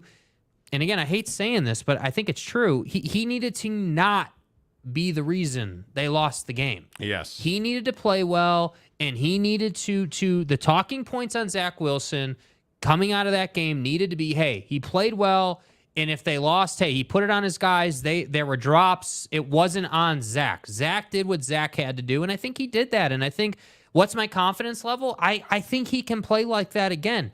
What are the odds? Probably 60-40. Honestly, it's not much more than that. I look at their schedule. The Broncos, you should win that game. Your defense is good enough to win that game. But for Zack should be able to play well against that defense. He should. But then you're home for the Eagles, at the Giants, home for the Chargers, at the Raiders, at the Bills, Dolphins. Good night. This is not a playoff team. No. And for those of you who didn't see it, Aaron Rodgers was on the Pat McAfee show. He's on every Tuesday. And he said he's working fully with the intention of playing again this year. And I'm just asking you, why? Why would you come back and play this year for the jerk about it? But if you are the New York Jets, I mean, you're 1-3 right now. Your chances of going to the playoffs, not the Super Bowl, your chances of going to the playoffs are about 0. You're not winning that division. That's all over with. Let's just put it to bed. Yeah, you're playing for a wild card. That's your only hope. And the chances of that, you look at the numbers right now. Come on, guys.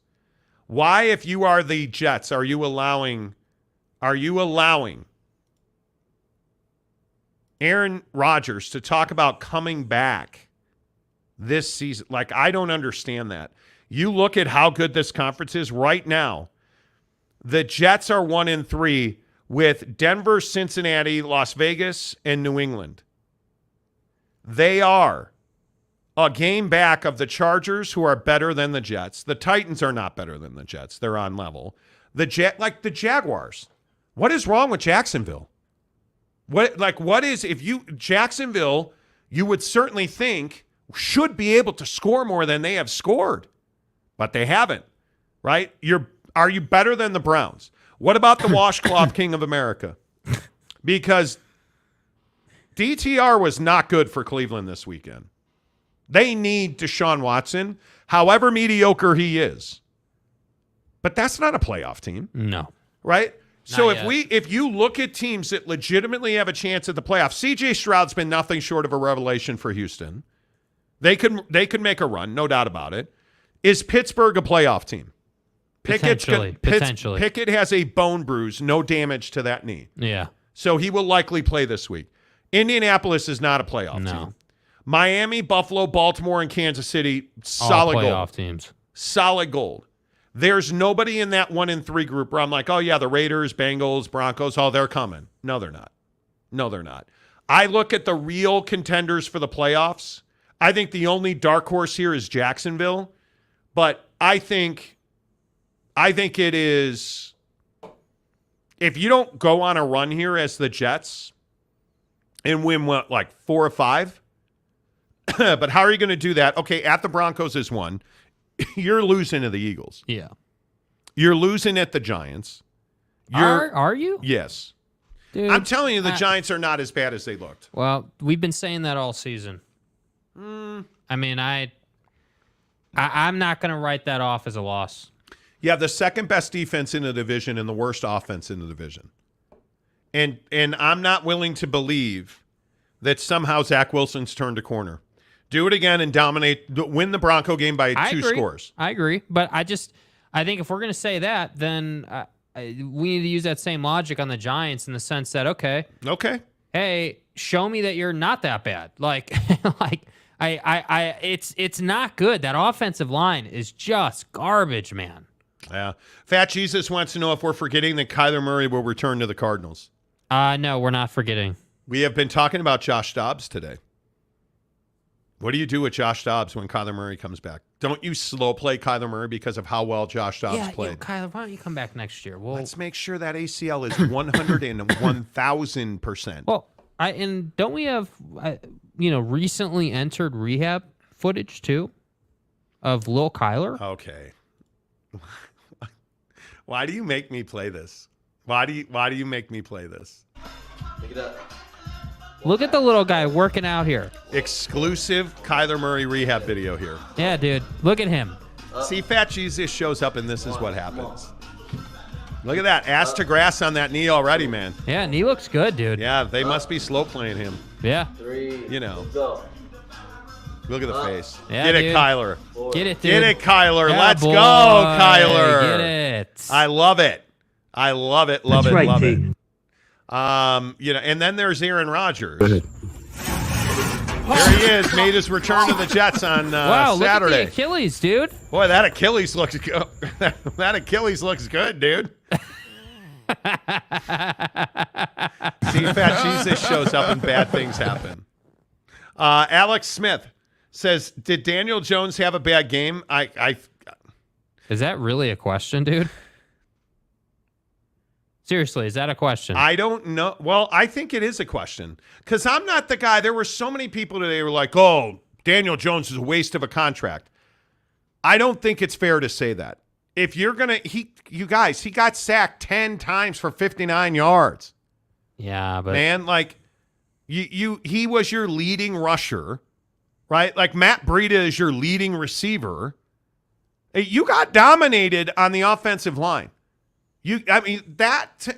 How much of that was Daniel Jones? Because I don't believe that it was all on Daniel Jones. it wasn't all. It's never all on one guy. But the offensive line stuff is tough for me because there are other quarterbacks in the league that deal with a crappy offensive line. The difference is they can run away. And I'm not saying that's a good thing, but the ability to run away and buy yourself an extra second, let's say, is truly the difference between scoring no points and scoring 14. I mean, what does Patrick Mahomes do all game? Runs around. If he couldn't run around... I get it.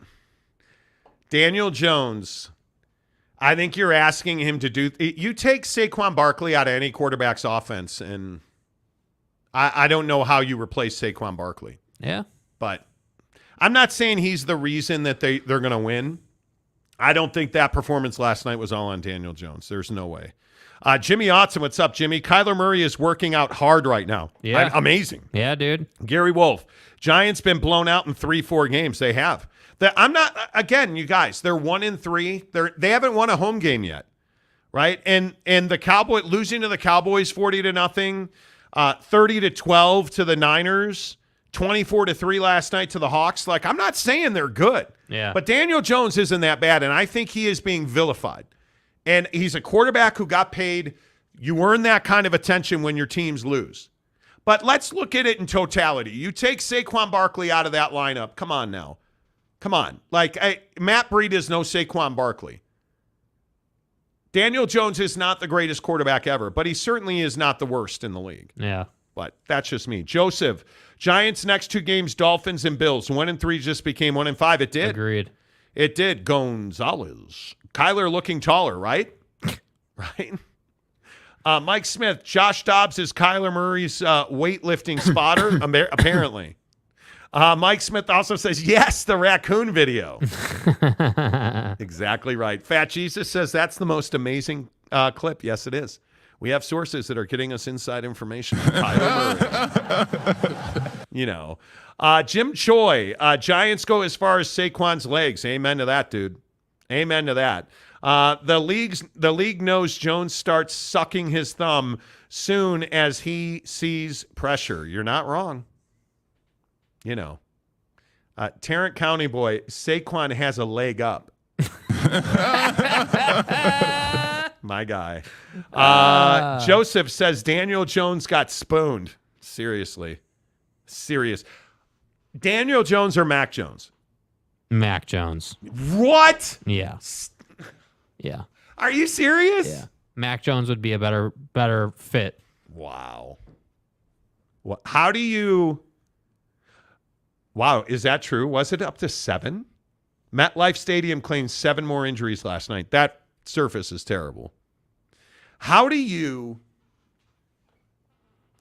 take Mac Jones? Like, what about that you've seen from Mac Jones? Mac Jones plays for Bill Belichick, who is a defensive wizard, not an offensive guy. But he's got Bill O'Brien there this year. Yeah, Bill Belichick gave O'Brien 100% control of the offense. Yeah, I guess if that's what they're saying. I don't buy that for a second. The hoodie doesn't give 100% of anything to anybody. That's amazing. But no, I'm not buying it. I'm just not. I think that, Look, man, Mac Jones, to me, is more composed. At least with Mac Jones, he knows what the defense is trying to do. There's half the time where I feel like these sacks for Daniel Jones come because he has no idea what the defense is trying to do. It's what Dan Orlovsky said. Dude, it's basic protection principles on that sack from the corner in the slot. Yeah. You have to be able to move your back to account for that guy, and you didn't do it. And to me, it's a situation where, again, I agree. It's not all on Daniel Jones, but he's not helping himself. He's not, like, at least with Zack Wilson, I can say, okay, this guy is now progressing a little bit, right? We've gone from can't do anything to, hey, now he's at least delivering the football in a positive way. That didn't lead to a win, but we were closer. That's a problem for Daniel Jones. And honestly, for Mac Jones, too, because Mac Jones isn't exactly progressing. MH5 is back in the comments section to say Daniel Jones must have a kink for being manhandled by strong men because he's getting it a lot right now. Hope you like it. Jim Choi, Mac Jones got some heart. Yeah. He's in a tough spot. He is. Johnny says Daniel Jones would be more accurate by kicking the football than throwing it. That's funny. I love that. LV Seminole, Daniel Jones or Mac Jones, with those two options, it's just time to suck for Caleb. Yeah, but if you're a terrible team and you're tanking for Caleb Williams. The hoodie's never going to tank for anybody. But how do you know he'll come and play for you with what him and his dad said this year? That's not at all a concern? Well, if you're a good team, he'll come play for you. If you're a reasonable But you're team. not going to get him. Yeah. Are the Bears going to get Caleb Williams? Are Carolina? Tennessee? No. I mean, I guess he'd play for the New York Giants. Okay, not a good team, because you're right, they won't get him. But if you're able to trade up to number one and you're not in a major market, are you still trading up for Caleb Williams? I'm not. The Bears cannot trade the number one pick. I mean, you have to believe they get the number one pick. Yeah, and if I'm Caleb Williams, I don't know that I want to play there either. Matt, You can't do it. Jim Choi, Bill O'Brien should have never left Penn State. He probably still the head coach making $6 to $8 million a year at Happy Valley. You're not wrong. Yeah, but he's a good enough OC to go out and win a Super Bowl, man. Yep. Gary Wolf, NFL needs to make MetLife replace the field. They have done it multiple. I think aren't they on like 4 or 5 fields in the last 12 months? Like they've replaced it repeatedly. The issue is surface, not it needs to be natural grass, not turf. And they won't. They won't because it's multi-purpose. So they won't. But again, how do you, if you're the Raiders and the Cardinals can roll their turf outside so they can have concerts and water and sun, and there's got to be a solution. Yeah. I mean, there has to be. There has to be. All right. A couple more, and then we got to get to Taco Bell. Mike Smith. Is it a sad football day when Danny Jones makes Zack Wilson look good? It is. Very bad. Yeah. Very bad. Oh, my God, Dakota. Can't be as bad as the turf in the Edward Jones Dome. So when I worked at the great KTRS in St. Louis, that was the worst NFL stadium I'd ever been in. Because it's garbage. The worst. And I won't use their names, but the running back and the wide receiver in St. Louis, many, many times, conversations I had with them about how much it hurts, what it does to their bodies. They would play a home game, practice all week, and then go on the road. And they would rather play on the road because their feet and their knees don't swell like they do when they play a home game at the Edward Jones Dome. The turf would, because really all it is pad, turf, concrete. That's all it is. That is all it is. The Edward Jones Dome is a convention center. It's not a football stadium. It's brutal. It is absolutely brutal. Terrible. Salty Drunk says, great show, guys. Appreciate you, Salty. Hope you're well. Remember, everything that happens at MetLife is because of the Black Cats. Tarrant County boy says story time. Indeed. Can I just ask a very obvious question? Who the hell eats at Taco Bell? I do not. Right.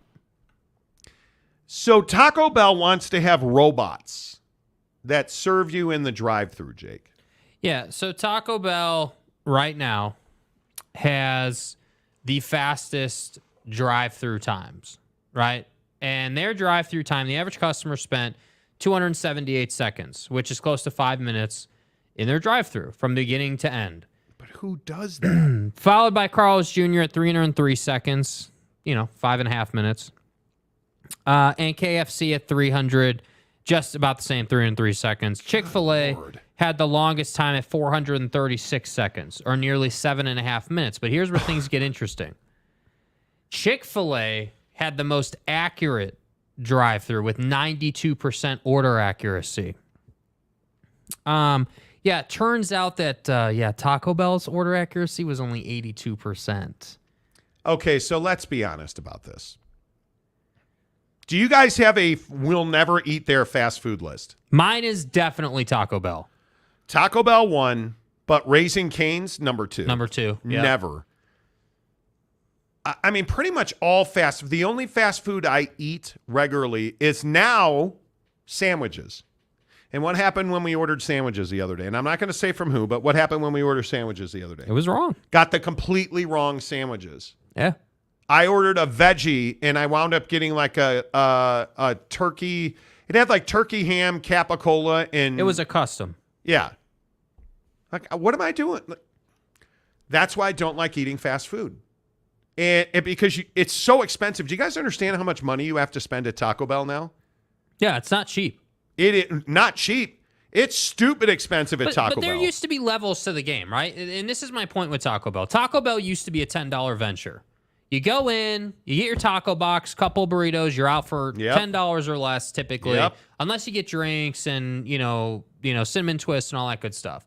But Taco Bell used to be a $10 venture. My issue is now it's like a $30 venture just for that same kind of order. Yep. And if I'm going to spend $30, it's not going to be at Taco Bell, man.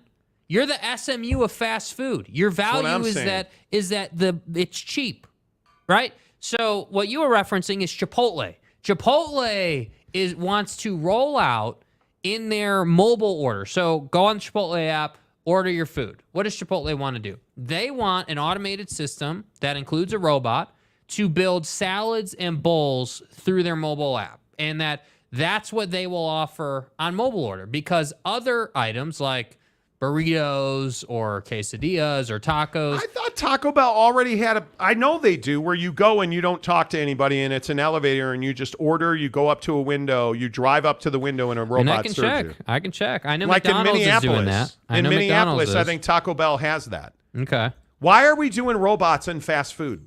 I'm telling you, I'm not doing it. All right, before we get to your comments, I remind you, the Monty Show presented by The Advocates, theadvocates.com. You guys, The Advocates are working really hard and partnering with the Road Home to help kids in our community. And I know we've talked about this before, but yes, I'm going to pull on your heartstrings. The Advocates and the Road Home. The Road Home, as you know, is one of the foremost, one of the best homeless advocacy groups in the country. The Advocates are the best injury attorneys in the country. They are combining their strengths to provide Halloween costumes for homeless kids. And the thing that I can best describe this effort as is normalcy. When you are a homeless 10-year-old, what's normal about your life? Nothing is normal. You go to school, you probably get ridiculed. Your friends all have these great Halloween costumes and they feel normal and they're having fun. And you're this kid that you don't probably have a bucket or a bag to go trick-or-treating in. So let's work together with the Advocates and the Road Home. This is the Venmo for the Advocates. All I'm asking you to do, whether it's $1, $5, $100, please consider sending a Venmo to the Advocates that says Halloween costumes. And if you want to be a baller, put the Monty Show Halloween costumes. Let's help kids have a normal Halloween that won't be normal for them because they're homeless. So they don't know where they're going to sleep. They don't know where their next meal is coming from. Let's give them an hour of just forgetting about all that and having fun and running up and ringing doorbells and eating candy and laughing with other kids and not being made fun of and not being bullied and not being picked on because they're homeless. Let's give them that hour of freedom. Let's give them that hour of innocence. Yes, I'm begging you, donate to the Advocates on Venmo. And again, whether it's $1, $5, $1 million, whatever you might have, donate there and just put in the comment box, The Monty Show, Halloween costumes. It makes all the difference in the world. I appreciate you guys doing that. Thank you so much for listening to the show and supporting the advocates for Halloween. All right, let's get your fast food comments in here. Jim Choi says, Tryon Taylor hit a 2-run home run. Yeah, Brewers are up 3-0 over Arizona. Gary Wolf, Old Field at Vet in Philly was absolutely the worst all time. Tom Landry called it fuzzy concrete. Yes. LV Seminole, man, Taco Bell is the absolute best terrible food on the planet. I love me a Mexican pizza all day. Can't do it. Fat Jesus, I don't eat at Taco Bell. I bring it home. See what he did there? I love fast food, but I've lost a good bit of weight now not eating fast food. And now over the last 2-3 weeks that I've eaten a little more fast food, guess what? I haven't gained weight. I've plateaued. I'm telling you, you can't do it. Let's see. Jim Choi. Taco Bell's got the vegan beef. Do they really? Do they have Impossible tacos now? That would be amazing. Bob Smith. Taco Bell is quick, cheap, and terribly delicious. It's not cheap anymore. It's not cheap anymore, though. That's the problem. The last, it was probably 2 years ago now. The last time I went to Taco Bell, we spent, I think, $57 for 3 people. And it wasn't even that much food. And now they charge you for extra hot sauce packets. Which is ridiculous to me. It's crazy. It's crazy. Callahan, not sure what planet this is on. The Taco Bells here are slow AF. Terrible. James, I eat at Taco Bell when I'm in a hurry. Tarrant County boy, Jack in the Box. Yes. I mean, that's, Goat. Johnny Gonzalez, I suggest Taco Bell for colonoscopy prep. Oh, my God. You're not even kidding, dude. Jimmy Otson, Chick-fil-A is worth the wait. I went to there's a new Shake Shack in Riverton over here by us. It's actually pretty good. I went to the new Shake Shack the other day. It was actually pretty good. Okay. Gary Wolf, Taco Hell. Yeah. Uncle Philly, McDonald's, no question, absolute trash. Dakota Tubbs, Burger King is the worst place in the history of mankind. It's been a while since I ate at a Burger King. Jim Choi, Chick-fil-A got the accurate order because the lines are too damn long to start with. They really are. They really are. Charred Cake says best value fast food, period. What's the best value? I think he's saying Taco Bell. Really? I don't know if I can agree with that. There it is right there. Taco Bell is the best value fast food by a country mile. Nah. Jim Choi, Taco Bell is $5 and $6 box are the way to go. Okay. Chuck B. McDee's is a no-go. I'm with you on that. Jeff Woodworth, I only eat the vegan menu at Taco Bell. Really? I need to comprehend this now. They have a vegan menu at Taco Bell. Is that true? Jeremy Callahan, the problem with Taco Bell is the prices have gone up, and now you just get 5-inch diameter tortillas that don't have anything in them. True. Thank you very much. Mike Phillips, Chipotle is a never. Too many other better options. Ooh. Okay. Chipotle makes folks sick, never going back, Jim Choi says. I'm not in that camp, man. Chipotle's garbage. Okay. Gary Wolf, Wendy's mayonnaise burgers. Yuck. Oh, I love Wendy's burgers. I actually had one today. Drove up to good old Evanston, Wyoming to get lotto tickets. Wyoming? Didn't have time to eat much. Dakota Tubbs, thought you had more money than to eat Burger King, Tarrant County. But it's not. Yeah, Burger King ain't cheap. Fast food in general is not cheap. No, it's not. Charred Cake, if you don't know how to order at Taco Bell, just say it. It's cheap as hell. I don't know how to go cheap then. Yeah. I don't know how to. It really shouldn't be rocket science to go cheap. I don't know how to do that. Boston Mapes, no Subway since I found Jersey Mike's. Facts. All day. Facts. All day. Facts. Oh, my God, Roche. A Qdoba advocate. Dude, I'm telling you, Qdoba is amazing. Amazing. The taco place that we had a brief relationship wanted to, oh my God. The Chronic Taco? Chronic Taco. I'm a Chronic Taco fan. Chiba Hut? Oh, Chiba Hut in Arizona, my God. Mrs. Monty wants to open a Chiba Hut in Utah so badly. Qdoba puts Crapotole to shame. Crapotle? Qdoba is amazing. Amazing. MJ Bissett. What's up, MJ? Jack in the Box, never. Those tacos aren't fit to be dog treats. Whatever, dude. They taste amazing. Jimmy John's is where I go if I want to sub fast and good, James says. Dude. Jersey Mike's is better. See? No, Maury. Cafe Rio greater than Qdoba. I like Cafe Rio a lot. Yeah, if you like a lot of oil. It's just kind of greasy for me. Yeah. Qdoba's all right. Qdoba's not as greasy as Cafe Rio. So, isn't it funny how different everybody's tastes are? Delaric, gotta love those deep fried Jack in the Box tacos. Yes, the mini taco box. Oh my God.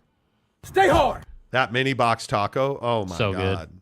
All right, couple more, then we got to roll. Uncle Philly, when you know you just want to be Trash Panda, Jack in the Box tacos are. It's true. Is there anything better? Come on. Trash Panda. I love it. Bob Smith, KFC greater than Popeyes, greater than Church's. I never eat fried chicken. Not like that anyway. Jim Choi, yup, Jack in the Box tacos are gourmet French cuisine. My guy. Yes, Annie, Qdoba hands down. Are we not Qdoba evangelists on this show? I've never had Qdoba. Oh my God. Dude, you have not been born. They have not dropped. You are not a man. It is so good. Oh, Fat Jesus, yes. El Pollo Loco bowl combo. El Pollo Loco is secretly savage. Dark horse. Secretly savage. Jim Choi, Panda Express all day long. Yeah, if you want water butt. There's too much $20 Chinese food out there that's really good orange chicken. There's just too much of it to do it. Yeah. The Monty Show presented by BuckedUp, BuckedUp.com, the official energy provider of the Monty Show. You guys, if you could, there's 242 people. If 100 of you, hell, every one of you, we're about 175 free 6-packs, a buckshot away. Free. Yeah, free. Right now in the link in the description below, please go get it. We're trying to get 300 6-packs of these sent out. Let's go. They're free samples. 6 free buckshots sent right to your front door in the description below. BuckedUp.com, the official energy provider of the Monty Show. Until tomorrow, say goodbye, Jake. Goodbye, Jake.